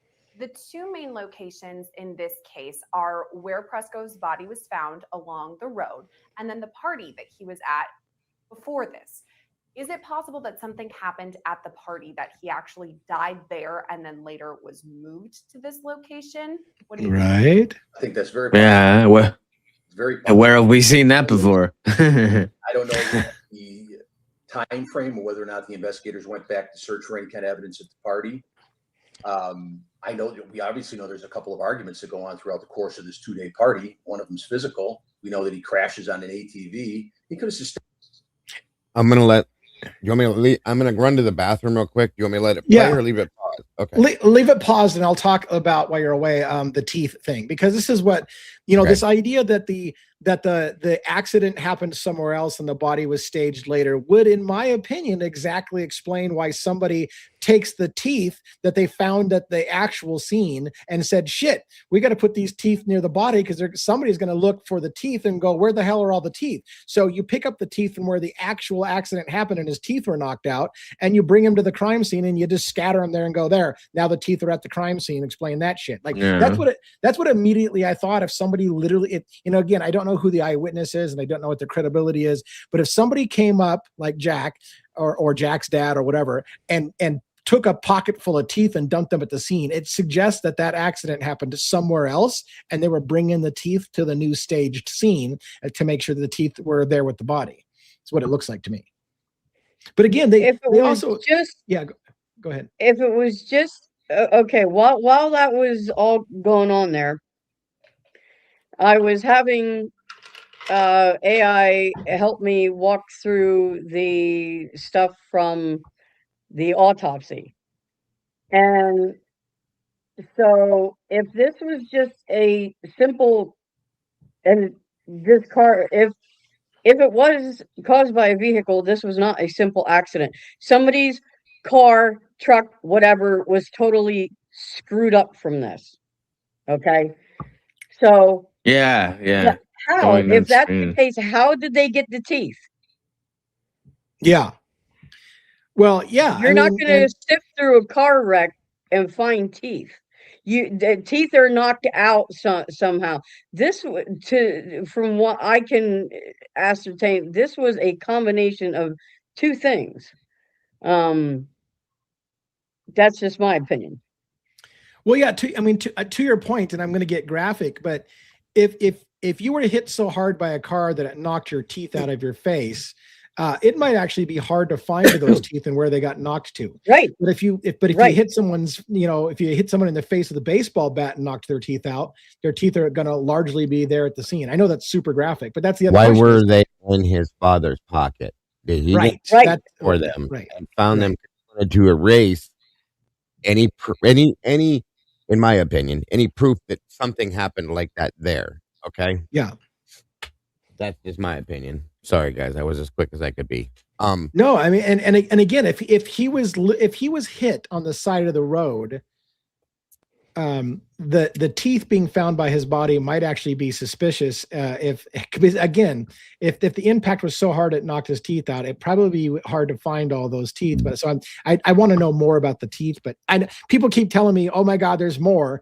So I realize I'm coming to this case late, and so I know a lot of you are like, wait till you see what fuckery is happening next. Okay, well, we'll keep going. My understanding it was two teeth that were pulled from the pocket of the parent, dropped there to basically make it look like they were knocked out there. I guess that's how I took it. You know what I mean? Yeah. Right. Right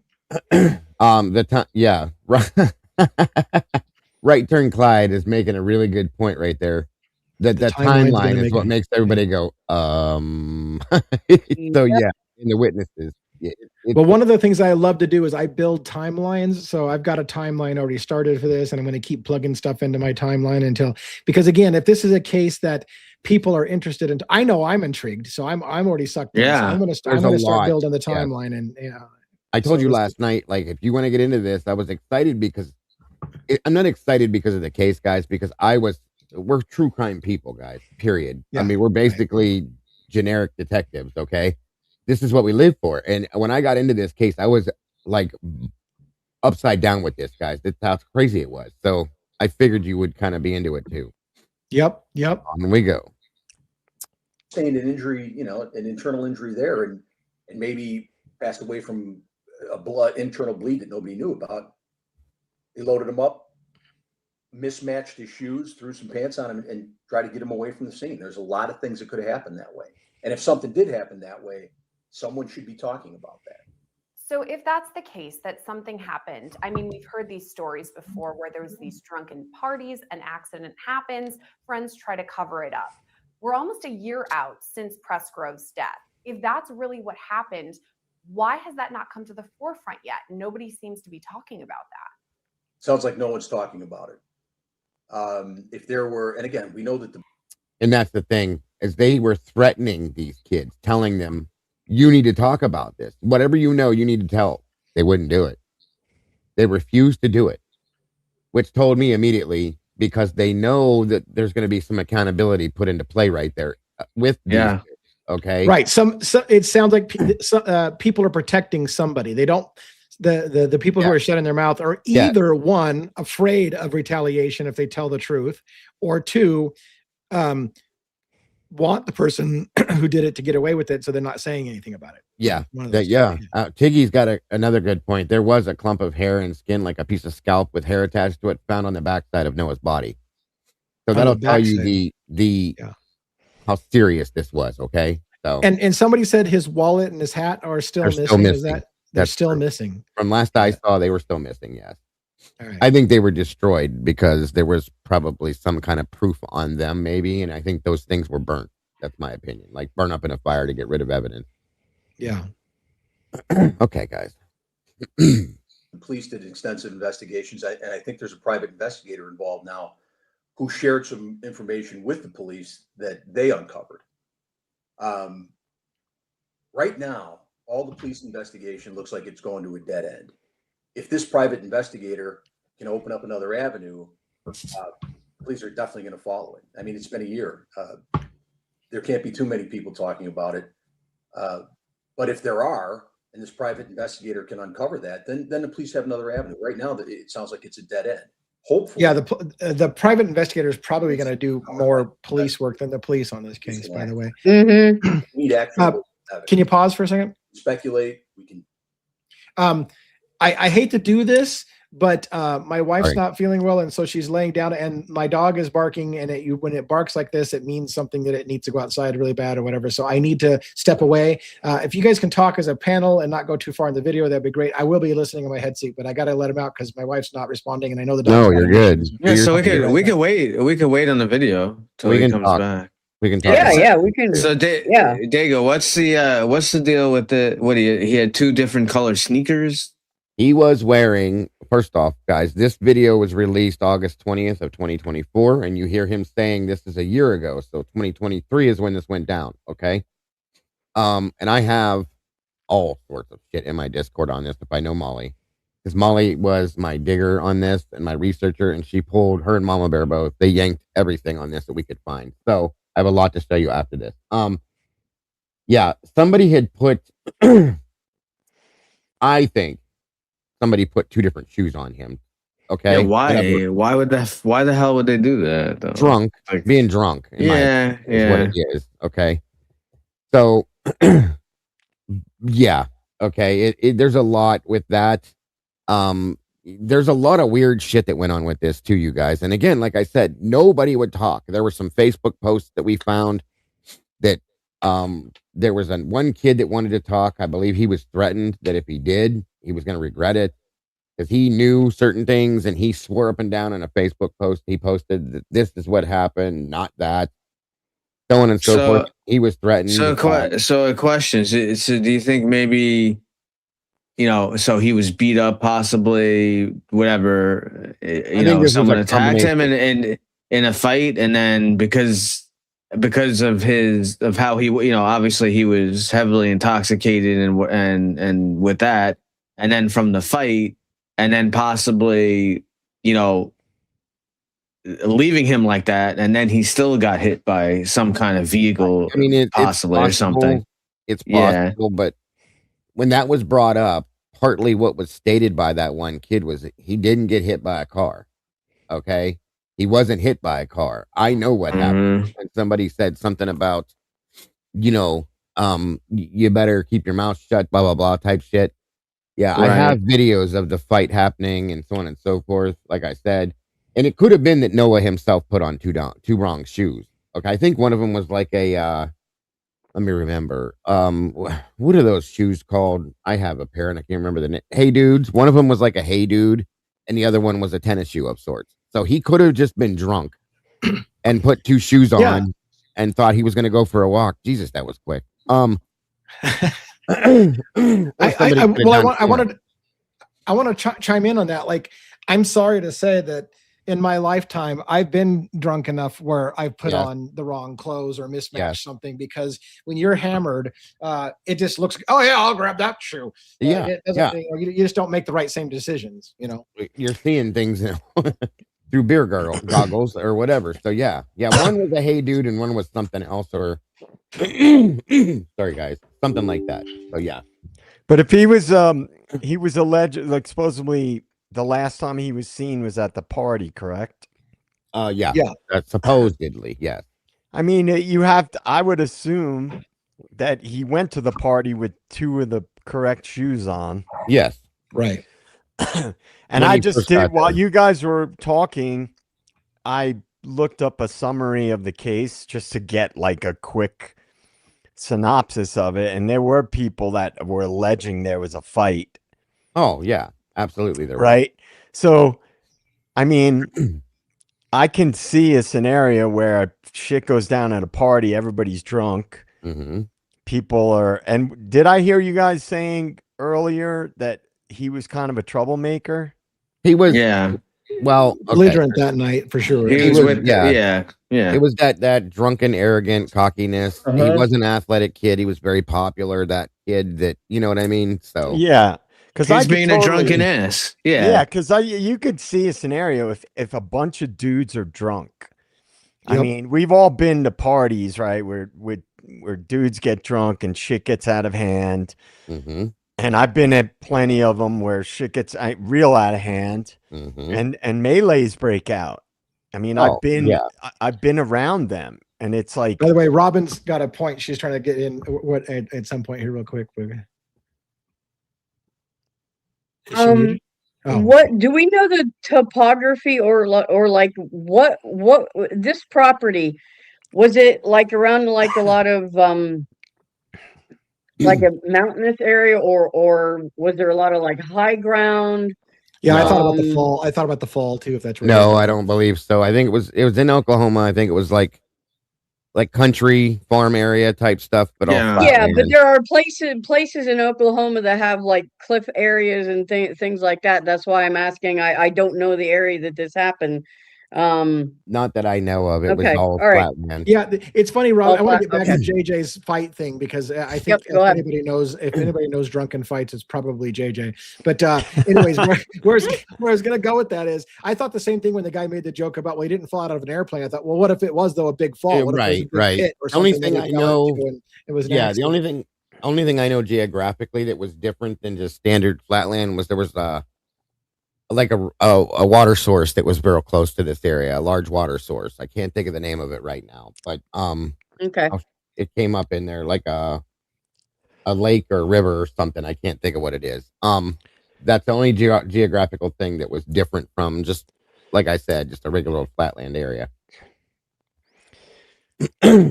Yeah, I mean, it's just like you have this crazy party, and then somebody turns up dead with trauma, blunt force trauma wounds.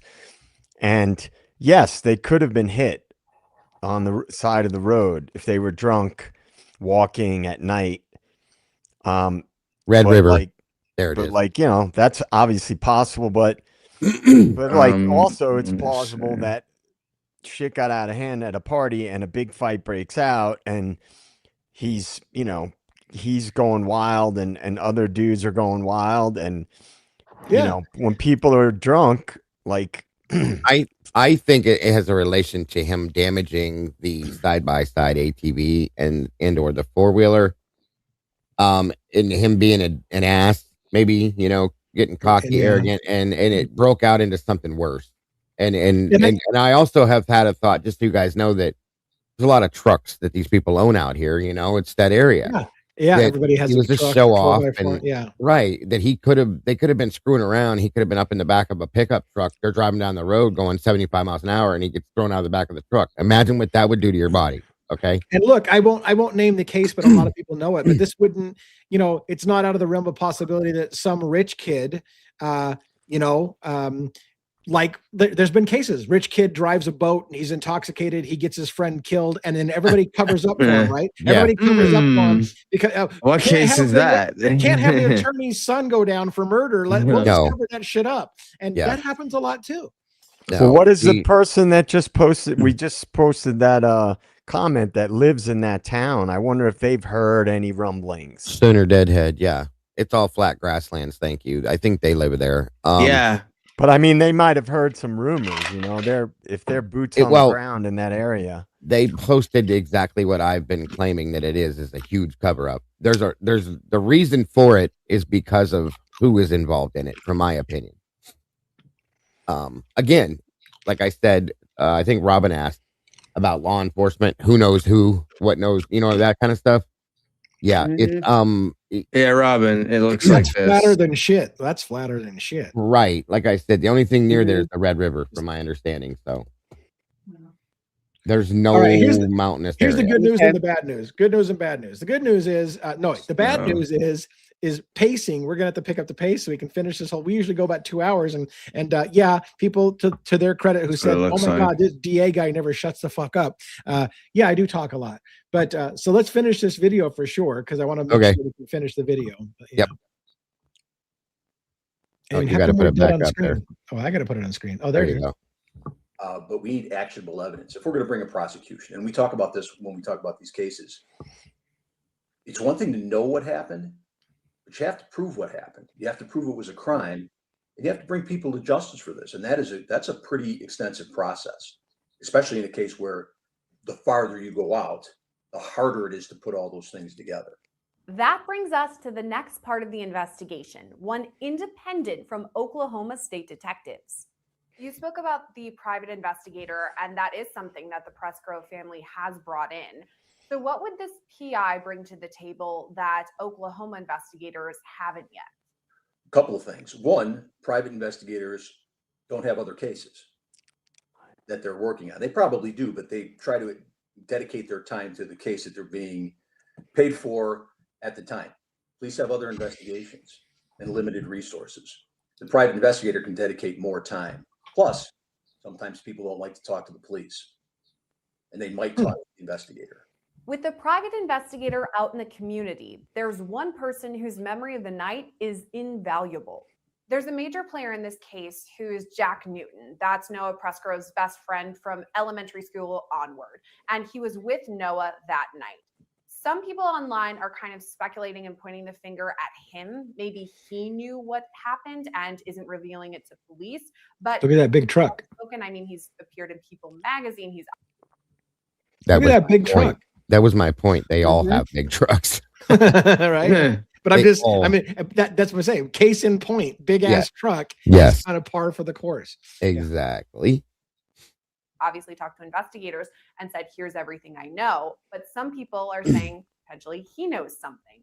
So do you think the best friend would be a major source for investigators? If he was there the whole time, yes, you're more than likely to be with your buddy. Your buddy's more than likely to be looking out for you in a situation where you can't look out for yourself.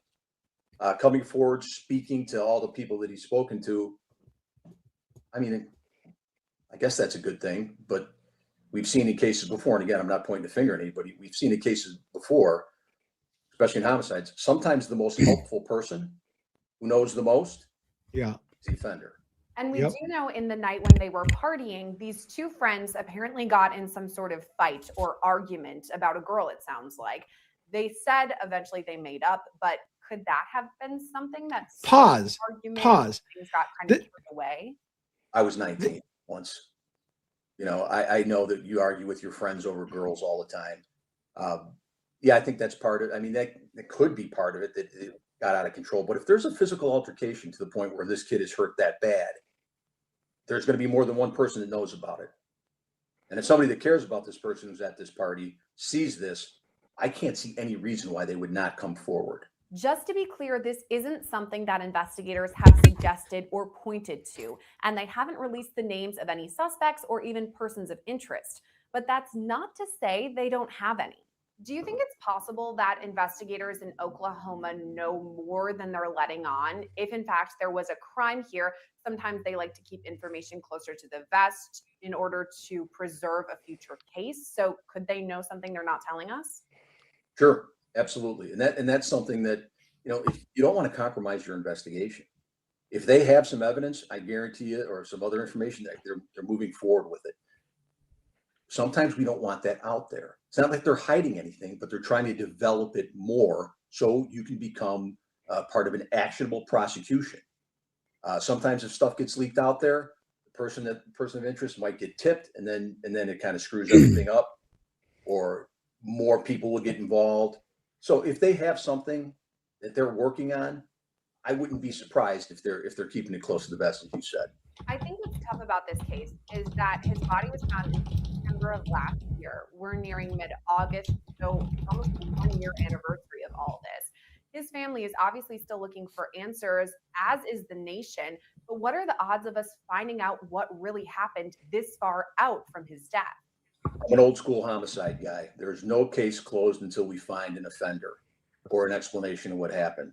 So I think there's always some hope. You know, there's cases that we've solved 30 years down the road. I hope for this family's sake it doesn't take something like that. But there's always hope. I can't ever give up hope. I mean, there's, like we talked about, there's people that know what happened. It's just finding that right person.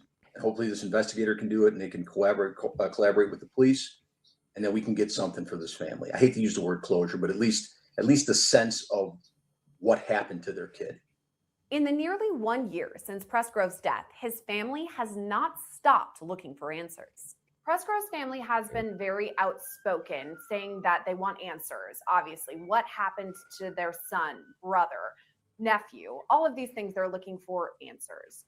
But they say someone out there knows something. Someone has to know something. Do you think that's the case? Someone out there does know something? Absolutely. I think somebody knows something. Now, try to put yourself in a position of these poor people. No idea what happened. They know that their child was killed in a violent fashion, regardless of whether or not it was like a murder, like we spoke of, or if it was a vehicle accident. But they don't know how. And they've got law enforcement who they rely on, like we all rely on, trying to do investigation, and they can't come up with answers. It's got to be crushing for the family. But I agree. Somebody knows something. Somebody knows the direction he left. Somebody may have left with him. And certainly whoever caused the injury, be it a motorist or another person, they know. Unless, of course, like I said, sometimes these semis, we've had cases where they hit something in the road. They don't even know what it is. They just keep going. But somebody knows something. Somebody knows something that happened at the party and when he left. What are the next steps in the investigation? Because I know that it's still open. People are still talking about it, especially approaching the 1-year marker. What do you think is next for investigators? Again, they have to continue to do interviews. The problem with the crime scene, if you want to call it that, the house, is anything that was there a year ago is not going to be there. Most likely. It'd be very difficult to go back and try to find physical evidence from a year ago. I'm not saying it's impossible. It'd be very difficult. Plus, you have to articulate probable cause to a judge for a search, and it's a year past. So the likelihood, and here's what I find with a lot of judges, the likelihood of evidence to be present 1 year later does not warrant violating the people's right to privacy. I've run into that more than once. So the interviews are crucial. This investigator is crucial. They just have to keep talking to people. And I found out in my business, you got to keep talking to people. You can't solve a crime from behind a desk. You got to get out and talk to people. Right now, Presgrove's death is still under investigation by. Okay, that's it for that. There's a lot to this, guys. It's pretty insane. Yeah. So I do have the photo. Thank you, Molly. The photographs, the videos. So here, I thank you, Molly, again. The kid that was trying to speak out on this, his name was Caden. The post he made said, "My name is Caden. I was the owner of the red Cherokee and the owner of the other gray Hey Dude found on Noah's body. I know y'all might have questions to ask me. I will do my best to expose all of the people lying about Noah, aka spreading misinformation and saying stuff that isn't true. I haven't been active on social media because I've only been talking to people who need to know, the police, the family, and the detectives."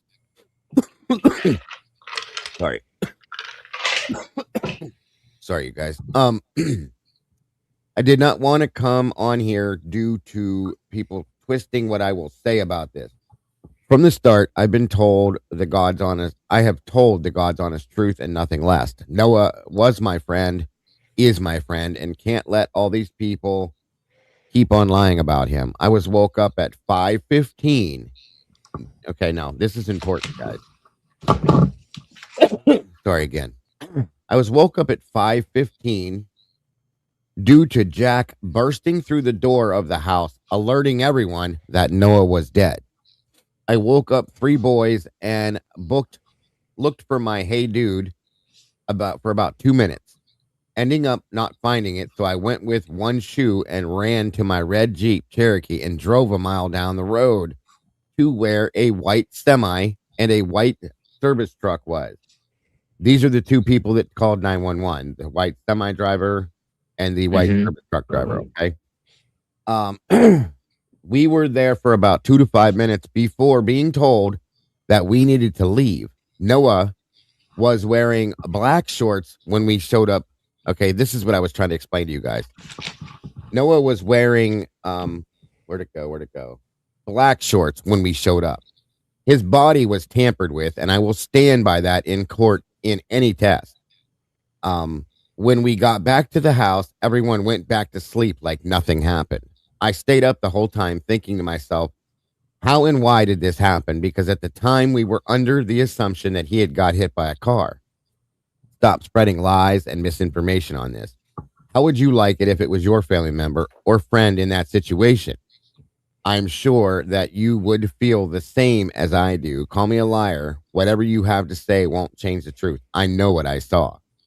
So that's where the whole shorts thing comes in. That is the kid that was on Facebook that I come to find out later down the road on this, that he was threatened, that he better shut up, blah, blah, blah, so on and so forth and all that. And it wasn't just the kids telling him to shut up. It was other people, other adult parents and stuff. So, here, let me show you the video, a video. Yeah, this is one of them. 1 minute. Okay, so this is one of. Go ahead. My picture was my thing was up there. Was that yours? This is one of the videos of his final moments before he vanished. Okay. It kind of shows you like actively like the way the mode he was in before he disappeared. Okay. All right, that one's back. There you go. Hold on.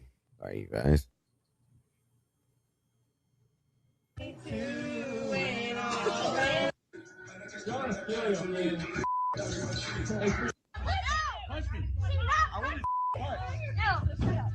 Come on. Yes, come on, Shady. Damn. This rain, I will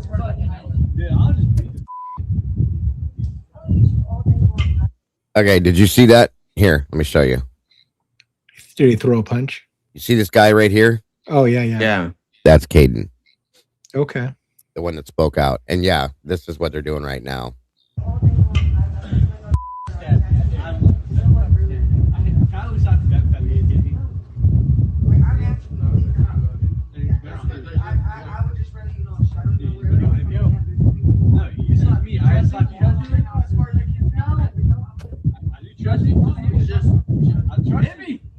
Yeah, he's really drunk here, if you can't tell.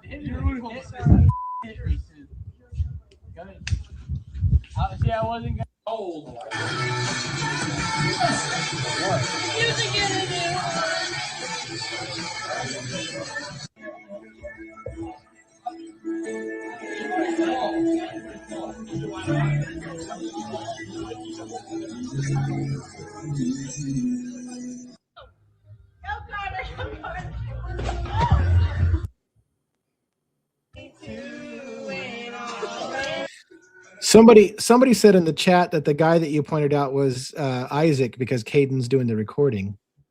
See, I was told that the kid in the back, well, maybe I have it backwards then, but okay. Whoever said it, thank you, because I thought it was Caden was in the background and Isaac was recording, so my apologies. We're not sure then. Yeah. Around. Yeah. Again, it's been 2 years. And then what else is this other video?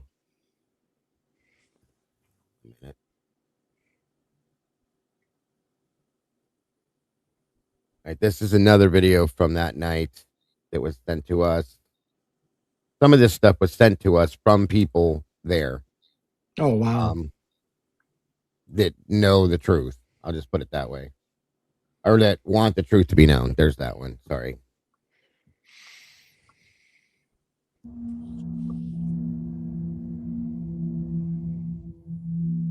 This is the house, the area, all of this stuff.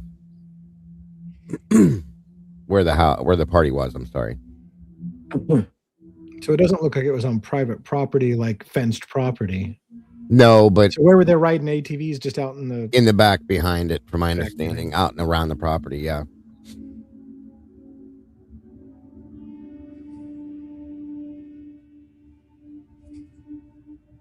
A lot of property, as you can see. Is this just a YouTuber that pulled in there and recorded it or something? I believe so. So there's the property, the house where the party was. There's just some standard pictures of Noah, and you can, guys, you know what idiots we are when we were younger and we were drinking. The things we did. There's a photograph of Noah, showing just pictures, just general pictures. Okay. Let's see. There's a lot. All that stuff we just saw in the video. Mm-hmm. You know, the friend, him and the friend back and forthing with the hit me thing. You hit me, I'll hit you type shit. You know, this is him and Jack, his best friend, right there. And if you look at Noah's like stomach and stuff, see all the writing and stuff all over him, like marker writing. I mean, again, this is what these kids do at these parties. I guess we did it too. Yeah, what's that? Is that a rifle? Looks like a rifle. Yeah, that's what I was gonna say. I don't know if it's a BB gun or if it's a rifle, but look at his face. Okay. I don't know what to think. Can you zoom in more on that? Yeah, of course. I think I should be able to. Hold on. It's weird. I want to see both the face and the gun, but yeah, hold on a minute. Try it again. Will this let me do this? 1 minute. Let me move this over here. Try it this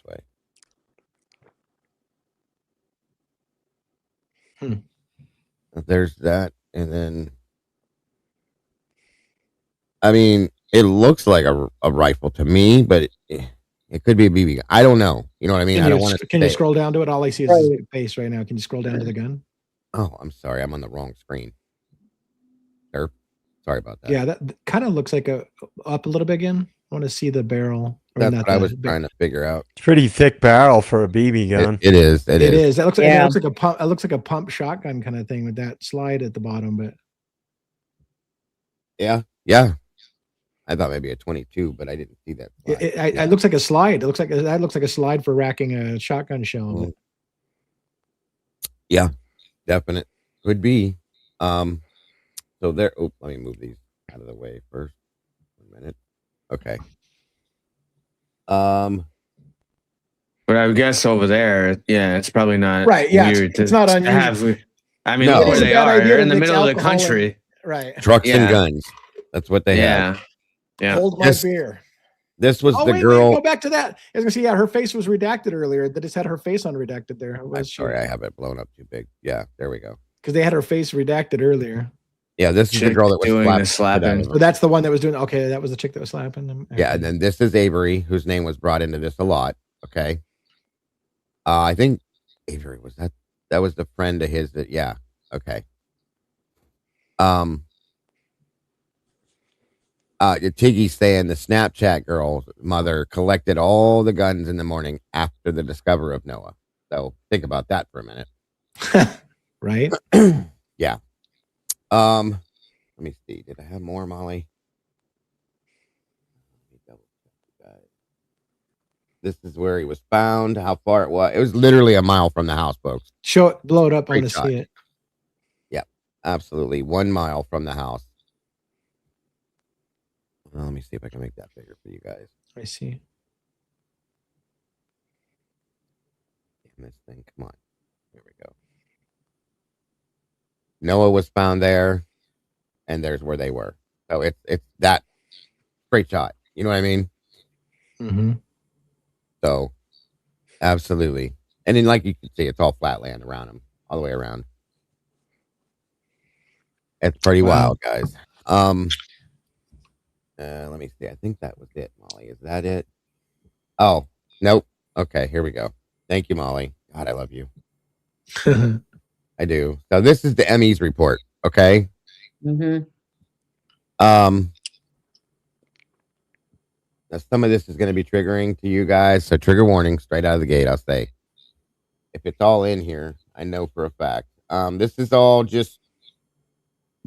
Yeah, I was gonna put that parental. It goes over some faces, but I thought, well, if it's trigger warning, maybe we should put that on there. But yeah.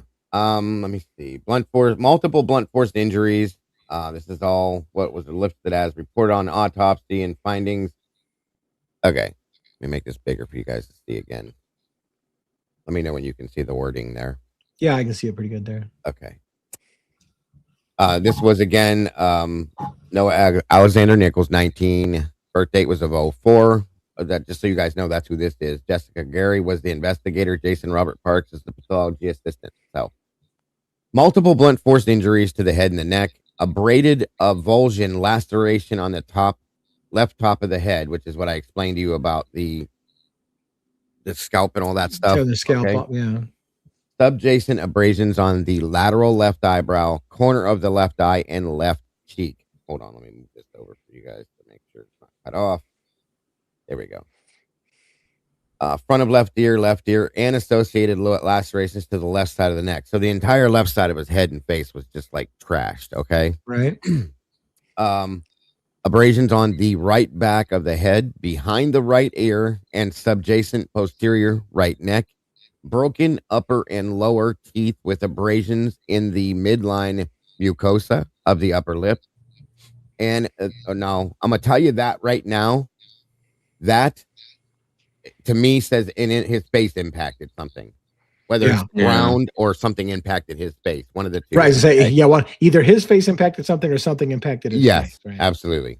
So laceration on the left surface of the tongue, subcutaneous scalp and the subgaleal hemorrhages on the partial, occipital, bilateral, temporal, and left frontal regions of the head. So pretty much the whole thing on the period. The left temporalis muscle, or I never said that right. Temporalis muscle laceration and hemorrhage, fractures of the left parietal, temporal, and frontal bones. The basal skull fractures, splitting the middles. This is what's crazy to me. I never could get past it. Splitting the middle base of the skull into two. Now, I don't know if you guys understand. The middle base of the skull split right in half. Just like that's Yeah. That's so hard to do, you guys. Okay. Yes. All right, where was I at? Sorry. I hate this. Anterior and posterior and extending to the left temporal and sphenoid bones and around the occipital bone. The occipital is around the eyes, for those of you who don't get it. Additional separate fractures of the occipital bone extending into the edges of the foramen, magnum, and occipital condyles. Subdural hemorrhage of approximately 20 millimeters. Bilateral I need glasses again. Arachnoid hemorrhage. Sorry about that, guys. Swelling of the brain with lacerations of the inferior surface of the left temporal lobe, brain stem, and its adjacent cerebral vessels and left cerebellum. The brain stem was severed. So stop right there. So what I want to know is post-mortem, can the brain swell?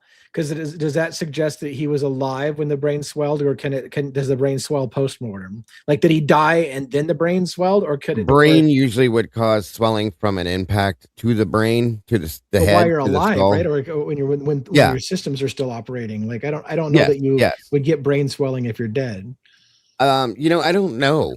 That's interesting. That's a good question. I've never heard of that Yeah. before. I've never heard of that, but I mean, I wouldn't imagine. Hold on here. ChatGPT to the rescue or something here. I would check it because I've never heard of that before. Yeah. Where'd it go? Subdural hemorrhage of approximately 20 milliliters, bilateral subarachnoid hemorrhage, swelling of the brain with lacerations of the inferior surface of the left temporal lobe, brain stem, and its adjacent cerebral vessels, and left cerebellum. Sorry. Cervical neck fracture at C1, 2, 6, and 7. Okay. And misalignment of C1 and occipital condyle, pneumocephalus and pneumorachis. Sorry. Again, it says multiple blunt force injuries. Manner of death is undetermined. Okay. The torso. That was just at the head, guys. So the torso had broad abrasions on the upper back containing black material. That's where I came to the idea that it was possible that he was drugged, because there's black material, I'm going to guess, as pavement or blacktop. You know what I'm saying? Abrasions showing combined linear and very sized pinpoint to round to irregular individual patterns involving the left upper back, shoulder, posterior left arm, and left side of the torso. Abrasions on the right buttock, abrasion with the very sized pinpoint to round to irregular abrasions on the side of the left buttock, lacerations of the right and left lungs, okay, with contusions, left pulmonary vessels, left atrium of the heart, spleen, and proximal stomach, soft tissue hemorrhage of the posterior upper chest cavity, bilateral hemothoraces of at least 1,200 milliliters in total, hemopericardium of at least 150 milliliters, hemoperitoneum of at least 200 milliliters, bilateral scapular fractures, bilateral posterior rib fractures as follows: the right 1 through 5 and 8 ribs, the left 2 through 5 ribs, thoracic vertebral fractures T1, 2, 4, 9, and 11, bilateral pneumothoraces with left more than the right, and extremities,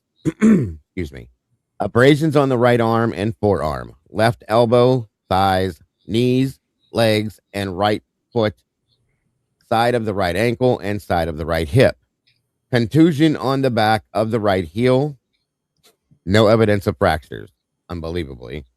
So the opinion from this, and I'll tell you what mine is after, but in consideration of the circumstances surrounding the death, autopsy, examination, and toxicology result, the death of Noah Alexander Nichols is due to multiple blunt force injuries. The decedent was found naked, only wearing a pair of shoes on the side of the highway on the morning of September 4th of 23. There were no vehicle parts or debris observed on the scene. There's that. At this time, what transpired on how the body was found on the road having multiple blunt force injuries is unknown. Therefore, the manner of death is deemed undetermined. And then it explains here what the circumstances of the death were. This is actually kind of important. This is absolute facts from law enforcement. It says the decedent was a 19-year-old male found on the southbound side of the highway by a passing truck driver on the 4th of September of 23 at approximately 5:53 a.m. He was naked and was only wearing unmatching shoes. There was a pair of shorts found several feet from the decedent and was reported to be his.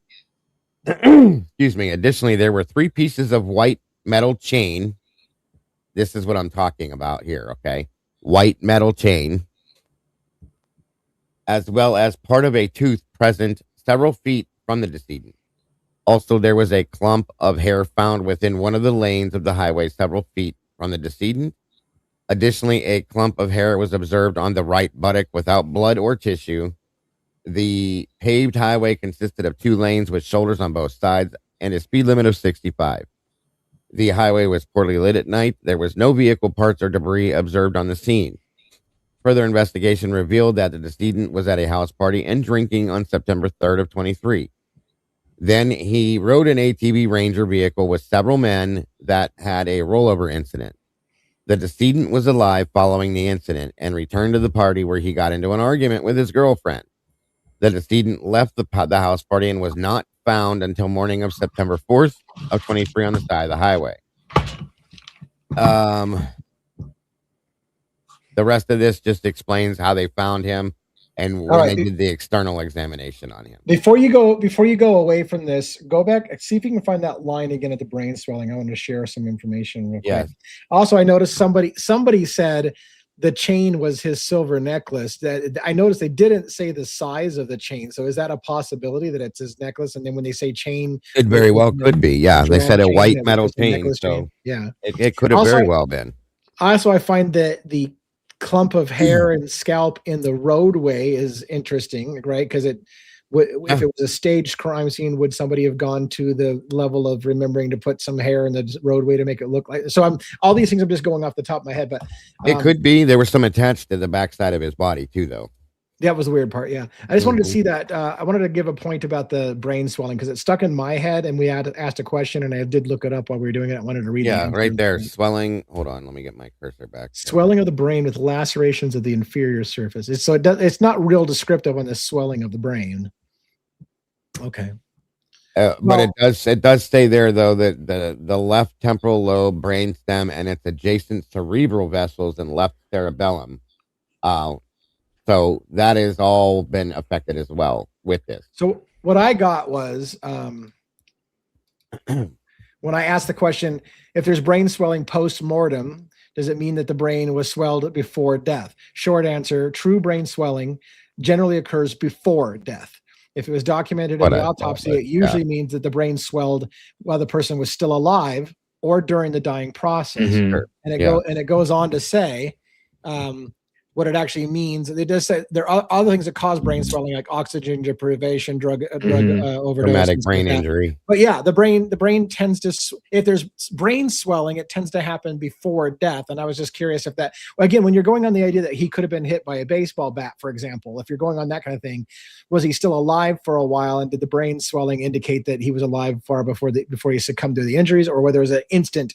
Because that's my thing. If he was instantly killed by a car, right, would the brain have swelled? That's what I was saying. Was there a time differential between the brain injury and the point of death, such that the brain could have swelled before he died, or if it had been an instant death, would the brain have swelled at all? I don't know. I mean, based on that, if it was an instant, it probably wouldn't have swelled. No, if it was instant death, there would have been. What that's saying, if right? He died slowly, unless there were other factors in there like drug use or whatever that made the brain right before. Yeah. One thing that they repeated numerous times, there was no debris of a vehicle nearby.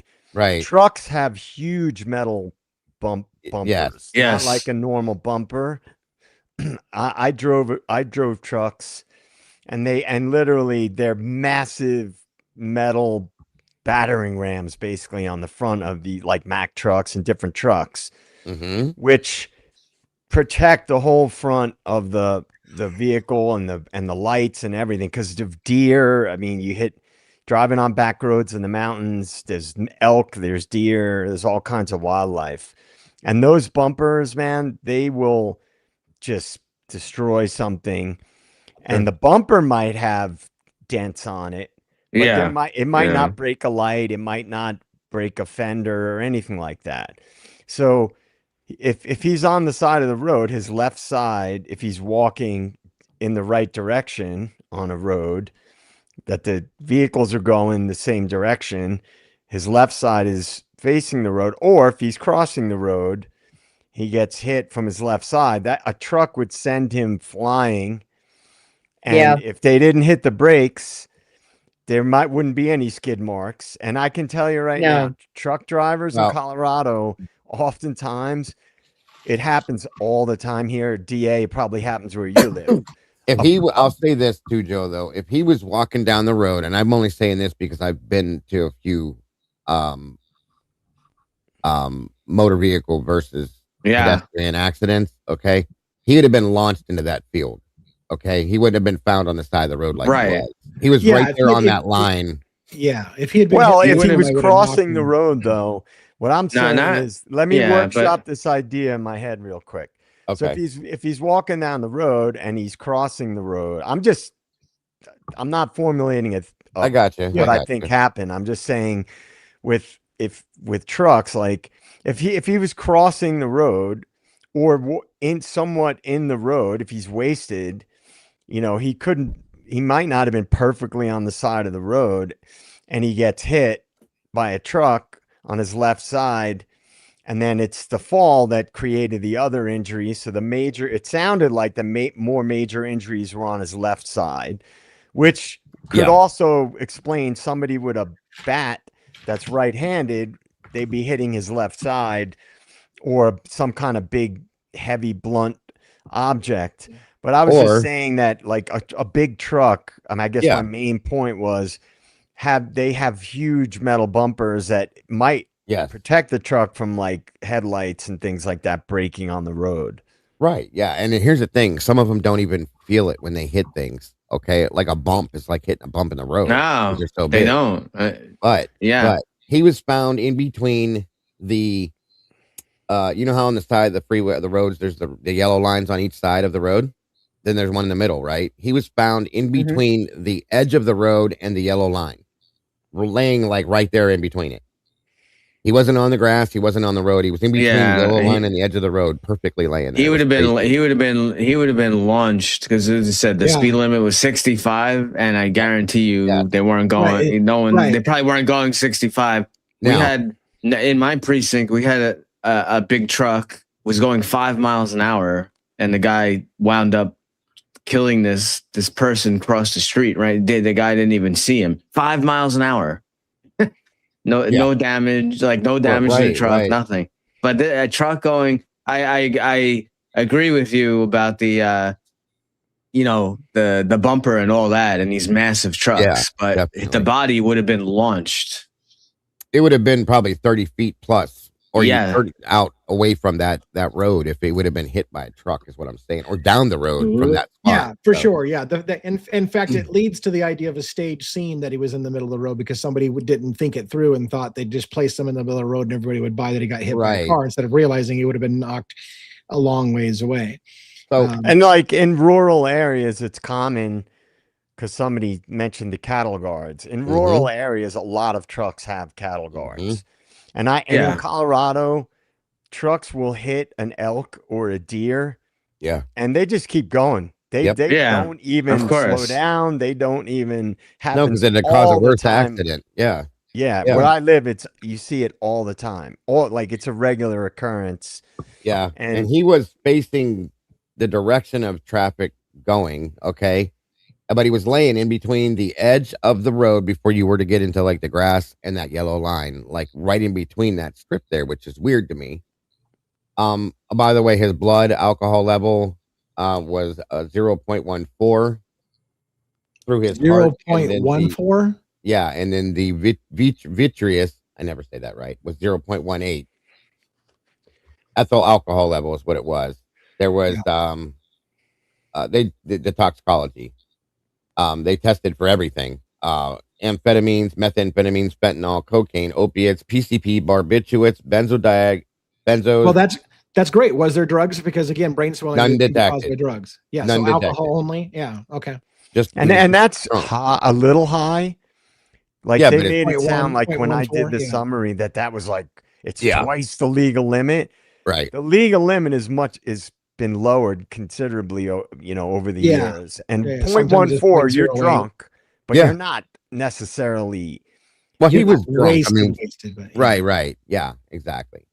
But Thank you, Amanda. it wasn't fists. I'll tell you that did No. this. Yeah, no. His injuries are not fists, but So, okay, look, here's where I want to go with this. There's a lot of comments, by the way, Dago, and we'll talk. I want my panel to stay behind when we close this down tonight to have a little discussion about some things that I Sure. want to address. But one of the things I did see is a lot of our people are asking, how can we get that autopsy report or whatever? So I'm pretty sure Dago will share that with I will us. share it with you. Or he might tell me to go fucking do my own homework. I don't know. But more than likely, he's going to share if I know his character. But what I want to do is go ahead and do our close. I hope that you guys enjoyed the Presgrove deep dive. I mean, I was expecting it to be, half of our show or maybe 3/4 of our show and leave some time for something else. But I tend to do these in about 2 hours, and I took the full 2 hours. And I realize it's because I talk a lot, and I talked like a million times during. It's a lot, though. I got DA. questions. It's a lot. Yeah. So hopefully you liked it. I know I'm super intrigued in this case, so I figure we're going to talk about it again. I might even do a deep dive type long form video, which I'm trying to add more to those to my collection. So I might do some thoughts of my own on this as well. So let's do a wrap up for this evening and go around the horn. And then if my panelists could stay after for a brief discussion afterwards, I'd like to kind of address a couple things and see how that works out and maybe get some documents and stuff like that sorted out for later. But let's go. Well, JJ's not on screen. I was going to start with him. Let's go Robin then, 1-1 Dago and JJ. So we give time for JJ to get back to the screen if you're into the little boys room. So Robin, do you have any closing? Well, here we are again, another fascinating case.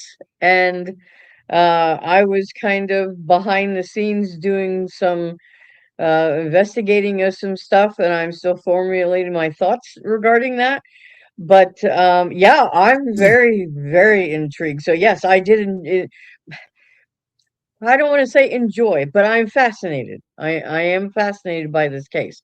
So, but as always, we appreciate each and every one of you coming out tonight. Thank you to all the mods on both channels. Thank you to all of you on the replay crew, as well as whoever joins us live. We appreciate it so very much. And yeah, this is very, very fascinating. So, but I hope everyone has a wonderful night. Thanks to everyone on the panel for all the information and great discussion. So yeah, this is interesting. Yeah, absolutely. And thank you, by the way, Cass, Jess, and Art for the 5 memberships that you gifted to people. Appreciate that so much. Our community is outstanding and always helping others pay it forward, all that good shit, and then some. So thank you so much for that as well. And I'm glad, Robin, that you liked the case as much as I did. That was one of those spontaneous moments the other night where someone said, "DA, could you please look into this?" And of course, I knew Dago had already done it, and I was like, okay, well, let's pick his brain. And what a great contribution, Dago, you've given to our channel to bring us up to speed and get that going. So I appreciate that very much, and the receipts that you showed. And I'm looking forward to talking about it more. I feel like I've got more questions. I have more. I have a lot more. Awesome. Well, let's keep at it if you don't mind, and see how it is. Again, as long as the audience wants to hear it, but I think they do. I think we've made I think people have been curious, and there's a lot of people who say they already knew this and they're glad somebody's talking about it again. So these things tend to sometimes die out, But all right, one. Let's get your thoughts for the night. Great topic and discussion as always. This case definitely has a lot of twists and turns and threads. Looks like it's right up our alley with all these different things of corruption and staged scenes and fights. And does it come down to who has more money again. Who it's these things always seem to come back to, you know, power and money, and I can't help to think, you know, we try to push for justice and all the stuff, but there's just so many of these cases. It really makes you, you know, wonder sometimes what is going on in this world. But thanks to all wonderful mods and all the communities, turtles, denizens, meeple, and the panel. So thank you all. I will leave you with our daily movie quote. All right. Let me know when you're ready. I'm ready. Okay. Fire it away. Wait till they get a load of me. That's quote one. It's Mask. Nope. The Joker? Yeah. Oh, yeah. The Batman? You got Batman. Yeah, Robin got it. Oh my God. You No. said you would Essie never got Well- it. Essie got it. Don't look at me. I didn't get it. She did. That was the Jack Nicholson Joker. Good one. Yes. Wait till they get a load of me. Batman, you got it. Wait a minute. Good To job. be fair, didn't that line get requoted in the Mask? Yeah. Yeah. Yeah, So, it so I was. Yeah, I'm sure it did. I'm sure it did. Credit. Okay. All right. Good job, All right, Esty. Thank you for that very much. Appreciate the trivia always. All right, coffee mug drinker, Dago, what do you got? Forget about it. Great. I'm glad that you guys are reigniting this case again. This one had me transfixed for a long time. I'm still because there's no answers to it again. So I'm grateful that you decided to resurface it. I appreciate you allowing me to help with it in a lot of ways. I enjoy doing that kind of stuff. So thank you to all the mods who are absolutely amazing, Esty and Amanda, and all of you do such amazing things over here. All of my moderators, as always, thank you so much. My videographer, Molly, and one of my lead investigators, she's always digging and digging and digging. Thank you again, Molly, for bringing all that back to us. I appreciate you so very much, hon. And of course, with all your videography stuff, thank you for that. Mikey, my producer, God bless. I love you, bro. Thank you for everything you do. And thank you all for being here again, guys. We wouldn't be here without. Robin11, JJ Lee, thank you again for having me here as always every night. I really do appreciate you so very much for that. And I love being here, like I said. So guys, don't forget to love yourselves. Don't forget to love each other, and don't change a thing. You guys truly are the beautiful people. I hope you have a wonderful night. Good night, and God bless. All right, thank you very much. And maybe JJ's mic is not bugging out, but we'll see. We'll give him a chance to see if he can make it work. Are you there? It looks like he's grayed out. It actually looks like the mic is grayed out, like it's not even a source, so he may not have it working. It would be fun to just watch him struggle, though. We could just watch him struggle on the struggle bus and see how long that takes. But Bueller.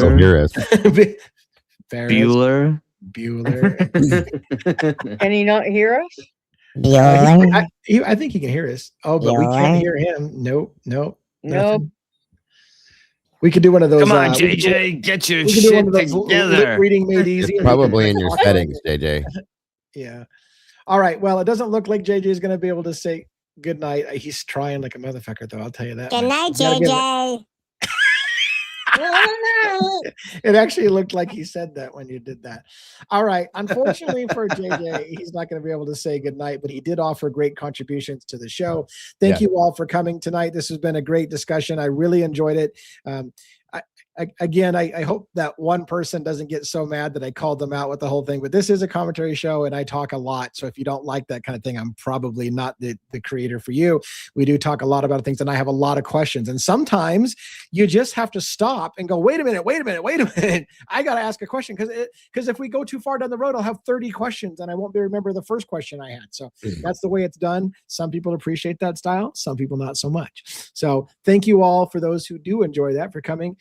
please make every effort you can to like and subscribe to all the channels of our panelists. Right now, we didn't have Bronx Tales. We didn't have Logan tonight for Bronx Tales True Crime, but we did have True Crime Cafe. Make sure that you're subscribed to that and to our channel as well. And if you could give us some love on any long form videos that you see pop out, please like and subscribe so that you get notifications so that you know when those drop, because it's really important for us to try to get momentum going again on the long form videos. And I'll be working on putting out more information as we go. But again, seems like if it's not Idaho 4, we haven't been able to teach YouTube that we're not a one-trick pony. We actually talk about other cases and have lots of cases in which law enforcement fuckery or judicial system failures are a part of the equation, and mainstream media's complete bullshit narrative shaping that we always fight against, because we will play devil's advocates with the official position. That's what we do. Until next time, people, which is tomorrow night, 6 p.m. Pacific Standard Time. See you guys later. Watch all these people that do their thing every day. And yeah, till next time. Who knows what tomorrow's topic is going to be? I don't know yet. We'll figure it out. Thanks, everybody. Good night, guys. Good night, everyone. Night.